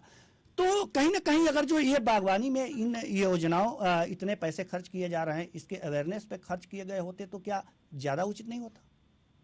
बिल्कुल, आपकी बात से मैं 100% सहमत हूँ। ये जो आप बात कर रहे हैं, इवन मैं एक इसका प्रैक्टिकल इंसिडेंस मेरे साथ भी हुआ था। मैं कुछ एनजीओ से जुड़ा हुआ था और वहां पर हमने 100 प्लांटेशन करने की योजना बनाई, जो कि मेड़ों के जो कि पानी जो पेड़ है उसके आसपास के लगाने की थी। उसका हमें प्रॉपर ज्ञान या प्रॉपर नॉलेज नहीं होने के कारण जब हमने वो पेड़ लगाए तो कुछ टाइम बाद हमने देखा कि भाई वो जो पेड़ थे वो साइड से टूट के वापस से मेड़ में गिर गए। तो ये योजना जो थी वो इसलिए सक्सेसफुल नहीं हो पाई क्योंकि इसका प्रॉपर ज्ञान और प्रॉपर लिटरेचर जो था वो सर्कुलेट नहीं हुआ।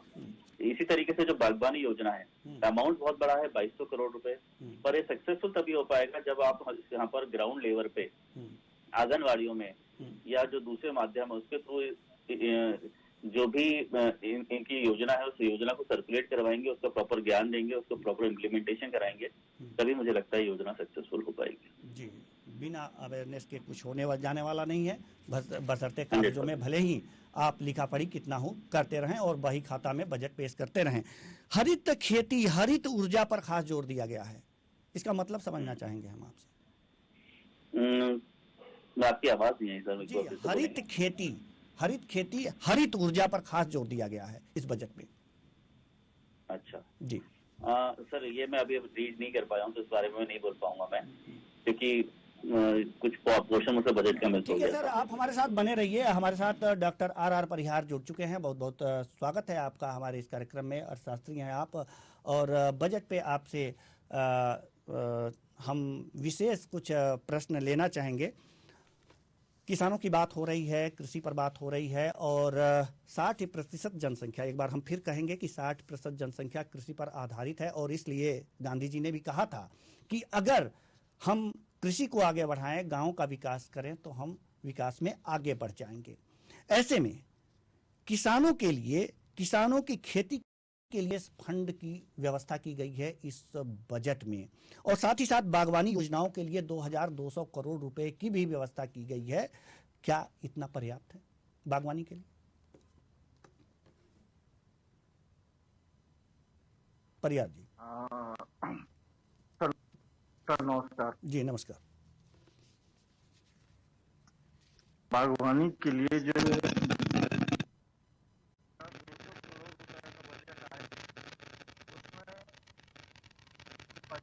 जी, अगर जो आप माइक अपने हाथ से नीचे छोड़ दें तो ज्यादा स्पष्ट आवाज आपकी आएगी। जी,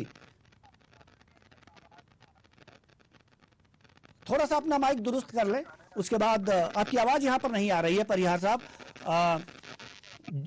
इसको माइक को दुरुस्त करें क्योंकि कमी वहीं से दिख रही है मुझे। कृषि की बात हो रही है और कृषि में युवाओं को कृषि स्टार्टअप में प्राथमिकता देने की बात कही गई है और किस तरह से प्राथमिकता दी जाएगी ये तो देखने वाली बात होगी, लेकिन रोजगार पैदा करने पर सरकार का ध्यान है। अंशुल अग्रवाल जी, अगर मेरी आवाज आप तक पहुंच रही हो तो युवाओं को कृषि स्टार्टअप में प्राथमिकता देने की बात कही गई है। कृषि स्टार्टअप की जो योजना है सरकार की, वो इम्प्लीमेंटेशन करने में कहीं क्या दिक्कतें आती होंगी? क्या उस पे ध्यान सरकार को केंद्रित करना चाहिए, प्रशासन को थोड़ा सा सख्त करना चाहिए? जैसे मैंने आपको बताया कि हमारे यहाँ सबसे बड़ी जो समस्या होती है वो ये होती है कि बजट में तो हमारे यहाँ बजट एलोकेट हो जाता है, एलोकेशन के बाद जो ग्राउंड लेवल पे वर्क होना चाहिए उसमें हमेशा से दिक्कत रही है। हालांकि गवर्नमेंट के पास आज की डेट में देखा जाए तो पर्याप्त इंफ्रास्ट्रक्चर है, इसकी एनएसडीसी के वेरियस प्रोग्राम्स चल रहे हैं। उस एनएसडीसी के प्रोग्राम्स के अंदर डेफिनेटली एग्रीकल्चर पार्ट को भी अगर इंक्लूड करके और विभिन्न एनजीओ के माध्यम से इसमें युवाओं को अगर प्रशिक्षण दिया जाए तो इस योजना को इम्प्लीमेंट करा जा सकता है, बहुत इफेक्टिवली करा जा सकता है, क्योंकि अब हमारा इंफ्रास्ट्रक्चर बेस पूरा तैयार है जो ट्रेनिंग देने के लिए अपने आप में बहुत सक्षम है। और मेरे ख्याल से माननीय वित्त मंत्री का भी कुछ इसी तरीके का प्रोग्राम रहा होगा कि इसको हम पहले इम्प्लीमेंट कैसे करें, उन्होंने एक रोड मैप बनाया होगा। एंड मुझे पूरी उम्मीद है कि उस रोड मैप के आधार पे अगर वर्किंग प्रॉपर होती है तो रोजगार के अवसर जो कृषि में है वो बहुत बढ़ेंगे। जी, एक बात और कही गई है जी, किसानों के लिए, किसानों को डिजिटल ट्रेनिंग मिलेगी। ये किसानों को डिजिटल ट्रेनिंग का आशय हम समझना चाहेंगे कि आखिर किस प्रकार की ट्रेनिंग देना चाह रहे हैं।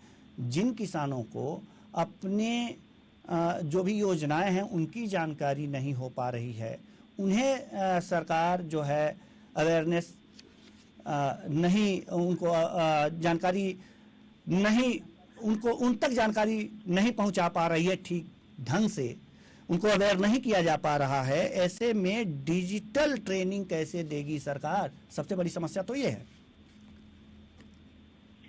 देखिए, मुझे ऐसा लगता है कि इंटरनेट अब गांव-गांव में पहुंच चुका है जी, और गांव के लोग जो हैं वो शहरों के लोग से इंटरनेट के मामले में बहुत ज्यादा पीछे नहीं रह गए, बल्कि बिल्कुल कंधे से कंधा मिला के खड़े हुए। अभी डिजिटल ट्रेनिंग की आवश्यकता मुझे काफी टाइम से महसूस हो रही थी। एक बड़ा सिंपल सा एग्जांपल होता है कि टमाटर की खेती के, जैसे अभी टमाटर का सीजन चल रहा है, अब जब टमाटर की खेती हो रही है तो वहां पर सारे किसानों ने उठाकर एक साथ टमाटर लगा दिया। उनको ये नहीं मालूम है कि अभी डिमांड कितनी है, सप्लाई कितनी है।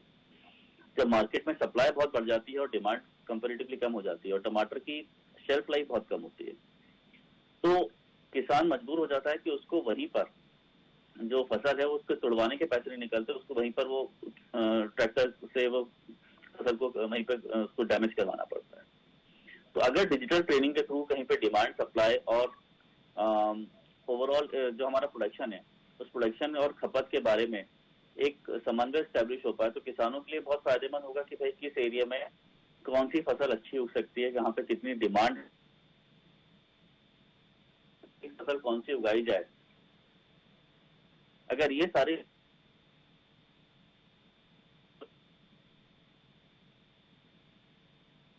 वो इस पद्धति के कारण मैंने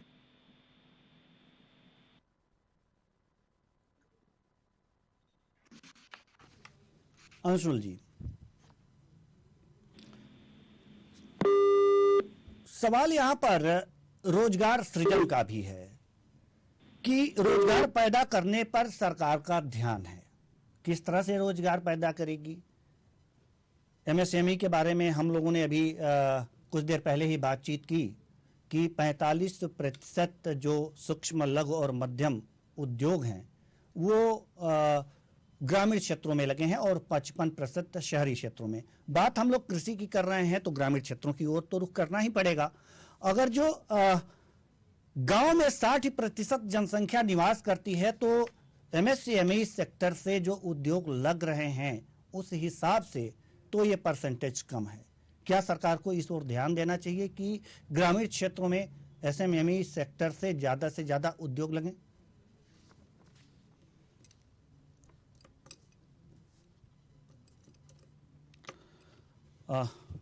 लगता है हमारी आवाज हमारे अर्थशास्त्री महोदय तक नहीं पहुंच पा रही। तो हम आपको एक बार और बता दें कि जो हमारी अर्थव्यवस्था है, अर्थव्यवस्था को गति देने के लिए बहुत ही अच्छा प्रयास किया गया है। कृषि पर कृषि योजनाओं पर ज़्यादा ध्यान दिया गया है, बागवानी पर ध्यान दिया गया है और सबसे बड़ी बात है गरीबों पर भी ध्यान दिया गया है। गरीबों पर ध्यान देते हुए उन्हें 1 साल तक मुफ्त अन्न योजना से लाभान्वित करने की योजना बन रही है। डॉक्टर आर परिहार हमारे साथ एक बार फिर जुड़ चुके हैं। बहुत बहुत स्वागत है आपका हमारे इस कार्यक्रम में और इस बार हम चाहेंगे कि आपकी आवाज़ हम तक पहुँचे प्रॉपर। सवाल आपसे यह है कि जो मुफ्त अनाज अन्न योजना है, मुफ्त अन्न योजना, उसके लिए 1 साल के लिए बढ़ा दी गई है। जी गरीबों के लिए ये एक तरह से इसे कह सकते हैं कि बहुत ही अच्छी योजना है कि जो गरीब हैं और हैंड टू माउथ हैं, यानी कि रोज काम करते हैं और अपने लिए और रोज ही खाने का इंतजाम करते हैं, उनके लिए बहुत ही अच्छी योजना है। लेकिन सवाल यहाँ पर यह है कि अगर इस योजना के जगह पर उन्हें काम बराबर दे दिया जाता तो और अच्छी बात होती। उन्हें काम की गारंटी दे दी जाती, जैसे कि मनरेगा चल रहा है, जैसे मनरेगा है और ग्रामीण क्षेत्रों में वैसे शहरी मनरेगा की व्यवस्था कर दी जाती इसकी जगह पर। जी सर, ये जो फ्री मुफ्त अनाज दिया जाता है जी, ग्रामीण क्षेत्रों में या शहरी क्षेत्रों में जो गरीबी रेखा से मिलते हैं उनको दिया जाता है। और इसका सही यदि सर्वे किया जाए तो आप ये मान के चलिए कि 50% लोग उसमें आपात लोग हैं जो कि ग्रामीण क्षेत्रों में अपना नाम गरीबी रेखा में जुड़वा लिए हैं। जी तो अच्छा, गरीबी रेखा में एक बार नाम जुड़ने के बाद जहाँ सर्वे में होता है कि वास्तव में कौन व्यक्ति क्या हो, तो पंचायत स्तर पर होता है। अब पंचायत स्तर पर है, सरपंच साहब ने अपना यहाँ से नाम डाल दिया, वो गरीब नहीं, पक्के मकान बने, फोर व्हीलर मंदिर लेता है, तब भी वो गरीबी रेखा में जुड़े होगी। जब कोरोना काल आया था उसमें 3-3 महीने का मुफ्त अनाज लोगों को मिलता था। अब यदि उसकी जगह पर हम जो अनाज देते हैं गरीबों को, कुछ हम उनसे काम ले, काम के बदले दे, यदि हम ग्रामीण स्तर पर उनसे काम ले, उस ग्रामीण क्षेत्र का विकास होगा, रोड का है, नालियों को, जो भी छोटे छोटे काम है, काम के बदले जो हम लेंगे तो वहाँ का विकास भी होगा। और कोई भी चीज देखिए हमें यदि मुफ्त में मिलती है तो उसकी वैल्यू नहीं रहती है। यदि हम दिन भर एक लेबर है 8 घंटे जो काम करता है और 400 रुपए उसको मजदूरी मिलती, तो उसको उस 400 रुपए की वैल्यू रहती, उसने मेहनत से कमाया। यहाँ पर क्या सरकार ने दिया ये काम अच्छी, लेकिन जो वास्तव में भूखे गरीब है उनके लिए तो बहुत ही अच्छी है। लेकिन ये योजना के अंतर्गत यदि हम उनसे काम लेते हैं तो काम के बदले भी अनाज दिया जाएगा तो वो काम करेंगे और साथ में उस क्षेत्र का विकास भी होगा। बिल्कुल। तो काम के बदले अनाज योजना अगर जो इसका प्रावधान किया गया होता तो सरकार को कुछ लाभ भी अर्जित हो जाते। उसमें लाभ अर्जित होता सर। अब इसमें सरकार को देखिए टोटल खर्चा सरकार 20 रुपए 22 रुपए किलो गेहूँ खरीदती है और 1 रुपए किलो उनको देती है। सरकार ऐसे में घाटे में जा रही है। उनसे भी वो काम ले जी, ग्रामीण क्षेत्र में तालाब का काम है, रोड का काम है, वृक्षारोपण है, इस तरीके से काम ले तो वहां पर ये होगा कि भाई वृक्षारोपण भी हो जाएगा। हम कहते 100 पेड़ लगाते हैं, 200 तैयार होंगे, 10 कुछ तो तैयार होगा उनसे काम। लेकिन हम मुफ्त में देते हैं तो उसके बदले कुछ ना कुछ सरकार को भी होगा और उस क्षेत्र का विकास भी होगा। एक चीज और व्यवस्था की गई है किसानों के लिए, यानी कि कृषि क्षेत्र में स्टोरेज क्षमता बढ़ाए जाएंगे, इस पर जोर दिया गया है। इससे क्या लाभ हो पाएगा कृषि को और किसानों को? स्टोरेज क्षमता से होता ही है सर कि जब देखिए फसल आती है, क्योंकि किसान क्या करता है कि लोन में दवा रहता है, खाद खरीदता है, लोन से बीज खरीदता है। जैसी फसल आती है तो क्योंकि जब किसी भी चीज का प्रोडक्शन अधिक मात्रा में होता है तो मार्केट में उसके रेट गिर जाते हैं। अब यदि किसान अपने पास फसल रखता है तो उसमें कीटाणु लगने का डर रहता है, खराब होने का भय रहता है, घर में रख नहीं पाता। छोटे छोटे यदि ऐसे तहसील स्तर पर वेयर हाउस बन जाते हैं, सरकार ने भी जो बजट में प्रावधान भंडारण के लिए किया है, तो वो क्या होता है सस्ते दामों पर ना बेचेंगे, वो उस पर स्टोरेज रख देंगे। जब थोड़ी बहुत उसके रेट बढ़ेगी तो उसको वो बेचते जाएंगे तो उससे किसान को फायदा होगा। तो स्टोरेज सरकार ने भी जो बजट में कहा कि हम भंडारण को बढ़ाएंगे तो अच्छी बात है। यदि बढ़ाती है भंडारण कागज में न रह करके छोटे स्तर पर करती है तो सस्ते दामों पर वो नहीं बेचेंगे। जैसे जैसे उसके रेट बढ़ते जाएंगे तो बेचते जाएंगे। अभी क्या होता है उनके पास मजबूरी रहती है, सस्ता बेचना है, सबको देना है, ये नहीं बेचेंगे तो खराब हो जाएगा। और यदि वो रख लेंगे जैसे जैसे डिमांड बढ़ती जाएगी उसकी सप्लाई होती जाएगी तो उनसे सरकार को भी फायदा रहेगा और साथ ही साथ में किसानों को आय बढ़ जाएगी। एक बात और कही गई है कि मोटे अनाजों को बढ़ावा दिया जाएगा, यानी कि उस पे जोर दिया गया है। मोटे अनाजों को बढ़ावा देने पर जोर दिया गया है इस बजट में। हालांकि पसंद तो लोग पतले अनाज ही करते हैं, मोटे अनाजों को बढ़ावा देने का जोर समझ में नहीं आया, आखिर ये ऐसा क्यों किया गया है? ये सर मोटे अनाजों को दिया गया, चाहे जो पथरीली क्षेत्र रहते हैं जहाँ पर वर्षा बहुत कम होती है, वहाँ पर पतले अनाज पैदा नहीं हो पाते, भूमि बेकार पड़ी रहती है। तो सरकार यदि इसमें कुछ प्रावधान रख रही है, हो सकता है इनको सब्सिडी दे, उससे आकर्षित होकर के मोटे अनाज यदि वो पैदा करते हैं तो फसल बेकार नहीं रहेगी और वो बाजार में सरकार यदि उसको खरीदती है तो वो खाली भूमि जो पड़ी रहती है तो वहाँ मोटे अनाज पैदा करके कुछ उनको बेच करके अपनी आय को बढ़ा सकते हैं। बिल्कुल। और अभी क्या हुआ सर, बहुत पहले मोटे अनाज होते थे, लोग उनका सेवन करते थे, लेकिन धीरे धीरे अब समाप्त हो गया। अब देखिए शहरों में क्या होता है, लोग मतलब मोटे अनाज शौक के तौर पर खाते भाई। आज बाजरा है, बाजरा मार्केट में ले जाए तो वर्तमान में 100 रुपए केजी बिक रहा जी, लोग खरीदते हैं। अब इसका प्रोडक्शन बहुत कम मात्रा में, जो छोटे मोटे उसका प्रोडक्शन करते हैं या मोटे अनाज पैदा करते हैं उनको इनकम हो जाती है। पहाड़ी क्षेत्र जैसे मंडला वगैरह क्षेत्र है, इन क्षेत्रों पर ज्वार और बाजरे की खेती होती है अभी भी। जी हम अंशुल जी के पास आना चाहेंगे। अंशुल अग्रवाल जी, सवाल यहाँ पर यह है कि आत्मनिर्भर भारत स्वच्छ पौधा कार्यक्रम पर भी जोर दिया गया है, यानी कि पौधारोपण कार्यक्रम।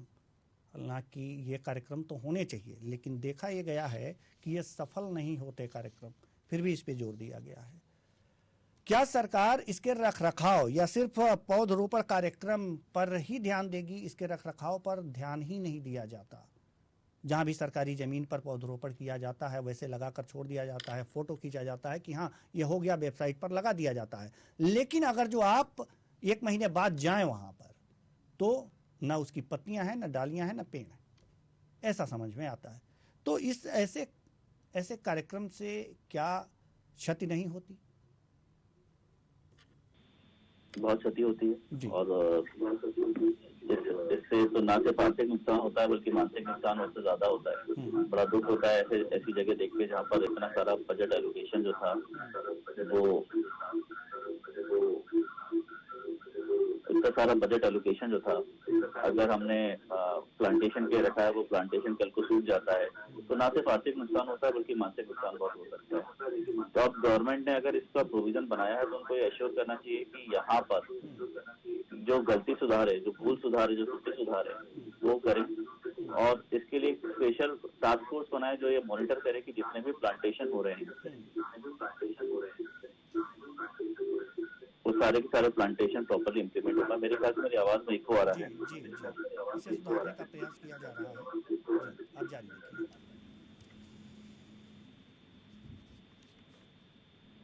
ठीक है अंशुल अग्रवाल जी, हम आपके पास आएंगे जैसे ही आपकी आवाज का इको बंद हो जाएगा। हम पुनः आपसे सवालों का सिलसिला जारी रखेंगे। हम आना चाहेंगे आर परिहार जी के पास। आर परिहार जी, जैसा कि अब डिजिटल लेन देन की बात की जा रही है, डिजिटल लेन देन में रिकॉर्ड बना है, यह भारत के लिए कितने गर्व की बात है? हाँ सर, इसमें गर्व की तो बात है कि भारत में जो डिजिटल लेन देन हुआ है वो बढ़ा हुआ है। अब भी थोड़ी सा ग्रामीण क्षेत्रों पे नेट है, लेकिन अभी क्योंकि अशिक्षा के कारण लोगों को उतना ज्ञान नहीं हो पाया है। डिजिटल लेन देन ये रहता है कि हमें बैंक के चक्कर नहीं काटने पड़ते हैं, ना मोबाइल से पेमेंट कर दिया, डिजिटल पेमेंट कर दिया, कैश नहीं रखना पड़ता। बाहर जा रहे हैं, हम घूमने जा रहे हैं, कहीं जा रहे हैं तो अपना वहीं से जितना पेमेंट हुआ तो ये अच्छी बात है। करेंसी की जो है पास में रखना नहीं पड़ता, इसमें बढ़ावा मिला है। लेकिन अभी इसको ग्रामीण क्षेत्रों पे जिस तरीके से बढ़ना चाहिए उस तरीके से नहीं बढ़ा। यानी कि अभी और कुछ करने की जरूरत है। भले ही डिजिटल लेन देन में रिकॉर्ड कायम किया गया हो, लेकिन अभी भी बहुत कुछ करना इस क्षेत्र में बाकी है। एक और चीज छूटता जा रहा है, पर्यटन का क्षेत्र। पर्यटन के क्षेत्र को भी बढ़ावा देने का लक्ष्य रखा गया जी। पर्यटन को यदि लक्ष्य रखा गया सर, और पर्यटन यदि बढ़ेगा तो पर्यटन से उस क्षेत्र में पर्यटक जाएंगे तो लोगों की इनकम बढ़ेगी, लोगों की इनकम बढ़ेगी और रोजगार बढ़ेगा। जब हमें रोजगार बढ़ा, क्योंकि सरकार किसमें दो चीजें थे, रोजगार और महंगाई। रोजगार यदि बढ़ेगा तो व्यक्ति की जब आय बढ़ती तो उसकी परचेजिंग पावर बढ़ जाती, क्रय शक्ति बढ़ेगी। प्रोडक्शन बढ़ेगा, रोजगार बढ़ेगा, तो उससे ये होता है कि हमारी जब रोजगार बढ़ने से आय बढ़ रही है तो हम वस्तु की डिमांड करेंगे, वस्तु की डिमांड करेंगे जब हम, तो उनका उत्पादन बढ़ाना पड़ेगा, उत्पादन बढ़ाएंगे तो रोजगार बढ़ेगा, रोजगार बढ़ने से सरकार को भी आएगी, जब हम परचेज करेंगे वस्तु को तो हम टैक्स के रूप में सरकार को टैक्स करेंगे, तो जब सरकार को हम टैक्स कर रहे हैं, यहाँ में रोजगार मिल रहा है, तो हमारा लिविंग स्टैंडर्ड भी व्यक्ति का बढ़ रहा, और प्रति व्यक्ति आय भी बढ़ेगी उससे। तो पर्यटन को बढ़ावा देने से क्या होगा कि बहुत से लोगों को उसमें रोजगार मिलेगा, भाई परिवहन साधन को, टैक्सियों को रोजगार मिलेगा, गाइडों को रोजगार मिलेगा, वहाँ होटल से वहाँ भी रोजगार मिलेगा, रेस्टोरेंट बढ़ेंगे उनको रोजगार मिलेगा, तो उस क्षेत्र में भी जिस क्षेत्र में हम पर्यटन बढ़ाते हैं, रोजगार बढ़ने से लोगों की आय बढ़ेगी, और जब आय बढ़ेगी तो उनकी परचेसिंग पावर बढ़ जाएगी। देखिए सरकार के बेनिफिट है, लेकिन केवल बजट नहीं, उसको वास्तव में धरातल में जाके कार्य करना चाहिए। बिल्कुल सही बात आपने कहा। एक चीज और है कि अगर जो इंफ्रास्ट्रक्चर क्षेत्र में देखें तो इसका खर्च जो है इसे बढ़ाकर 10 लाख करोड़ रुपए कर दिया गया है। ये 33% की बढ़ोतरी की गई है। जी, इसे हम किस तरह से समझें, अर्थव्यवस्था को किस तरह से गति देगी? जी, ये पर्यटन का जो नहीं, इंफ्रास्ट्रक्चर की बात हम कर रहे हैं सर जी, इंफ्रास्ट्रक्चर की बात कर रहे हैं हम। जी जी जी, जी। इसमें जो है खर्च बढ़ाकर 10 लाख करोड़ रुपए कर दिया गया है जी, यानी कि यह बढ़ोतरी जो है वो 33% की गई है। जी जी जी जी, इसको किस तरह से देखा जाए? इस पे सर जो बढ़ोतरी की गई है इंफ्रास्ट्रक्चर पर, जी, तो सड़कों एवं राजमार्गों, रेलवे इत्यादि पे खर्च बढ़ाया गया है। जी, इसको किस तरह से अगर जो देखा जाए, अगर जो ये गांव की तरफ अगर जो ये इंफ्रास्ट्रक्चर में वृद्धि की जाती है तो गांव का विकास ज्यादा होता है, लेकिन क्या गांव का विकास किया जाएगा इस तरह से? सर देखिए, आप 60% लोग गांव में रहते हैं, और गांधी जी ने कहा था कि भारत हमारा गांव में बसता है। हम जितनी अधिक मात्रा में ग्रामीण क्षेत्र का डेवलपमेंट करते हैं, वहाँ ये योजनाएं देते हैं, रोडों की व्यवस्था करते हैं, रेल की व्यवस्था करते हैं। जैसे भी एक रेल परियोजना चल रही है रीवा से सिंगरौली की, वहाँ तो बहुत से ऐसे ग्रामीण क्षेत्र हैं जो कि रेल लाइन से अभी तक नहीं जुड़े थे। जब रेल लाइन से जुड़ जाते हैं तो शहरों तक आने के लिए उन्हें रोजगार के लिए साधन उपलब्ध हो जाएंगे, और साथ में उस क्षेत्र का विकास होगा, डेवलपमेंट होगा। रोडे हैं अभी, यदि ग्रामीण क्षेत्रों में जहाँ रोडे नहीं है या बड़े बड़े राजमार्ग यदि बनाए जाते हैं तो उससे स्वाभाविक है कि आवागमन के साधनों से जी, हम आपको रोकना चाहेंगे परिहार जी, आपको रोकना चाहेंगे। हमारे साथ अनिमेश जायसवाल जी जो आर्थिक मामलों के जानकार हैं जुड़ चुके हैं। बहुत बहुत स्वागत है आपका हमारे इस कार्यक्रम में। जी अनिमेश जी, हम आपके पास आएंगे, लेकिन परिहार जी कुछ जरूरी बातें बता रहे हैं हम लोगों को इंफ्रास्ट्रक्चर के बारे में। तो परिहार जी आप जारी रखिए, उसके बाद हम अनिमेश जी के पास आएंगे। तो सर क्या होता है, ये रेल का विकास है, सड़कों का विकास है, तो उससे क्या होता है कि शहरों की या ग्रामीणों की दूरियां कम हो जाती हैं, साधन रहते हैं, तो ग्रामीण क्षेत्र का जो प्रोडक्शन है वो शहरों तक आसानी से आ सकता है, और साथ ही साथ उससे क्षेत्रीय विकास भी वहां पर हो जाते हैं। रेलवे लाइन जाने से, रेलवे लाइन जा रही कहीं पर, मान लीजिए पुल पर रही, तो वहां पर लोगों को रोजगार मिलेगा। सड़कों का, पुलों का निर्माण है, वहाँ कुछ समय के लिए तो लोगों को रोजगार मिलेगा। स्टेशन है, अब स्टेशन यदि आते हैं तो खान पान की व्यवस्था वहां पर हो जाएगी, ऑटो रिक्शा है, इनको रोजगार के साधन उपलब्ध हो जाते हैं। जी बिल्कुल सही कहा है आपने कि जैसे ही इंफ्रास्ट्रक्चर में वृद्धि की गई है और उसमें 10 लाख करोड़ की वृद्धि की गई है, और इस तरह से अगर जो विकास होगा तो सुविधाएं होंगी, और सुविधाएं होंगी तो इकोनॉमी ग्रो करेगी।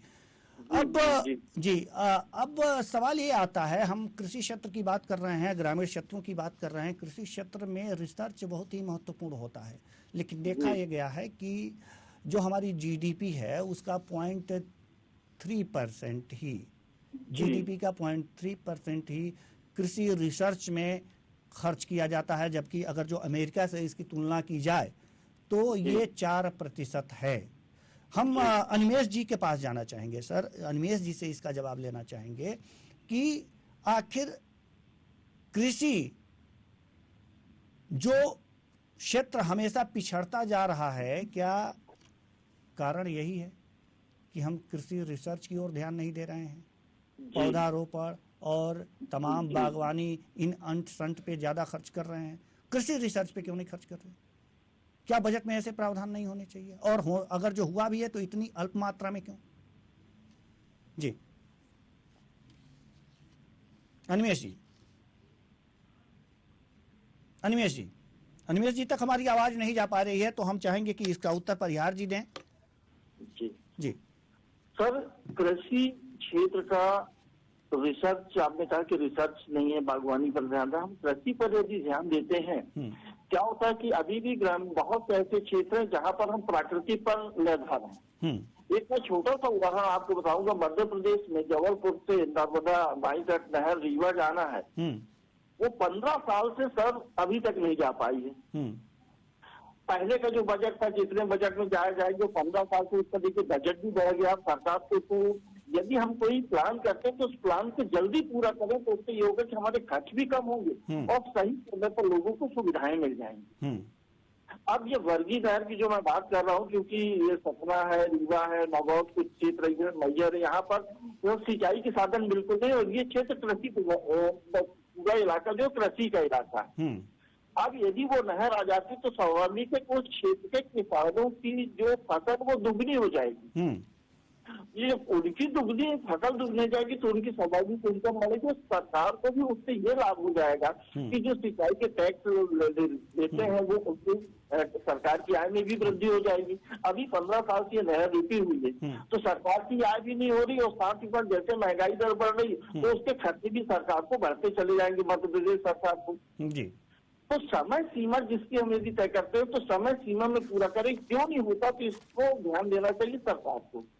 और बहुत सारे अभी जो क्षेत्र है जहाँ पर सिंचाई की सुविधाएं नहीं है, प्राकृतिक पर हम निर्भर करते हैं। छोटे के आप यूरिया खाद के रेट देख लीजिए, यूरिया है, जो भी खाद बताने पौधे, इनके आप रेट देखिए, इनके रेट महंगे, और वो जो फसल नहीं हो पाती, सरकार को इसको रिसर्च भी करना और उनको सुविधाएं भी उपलब्ध करानी है किसानों को।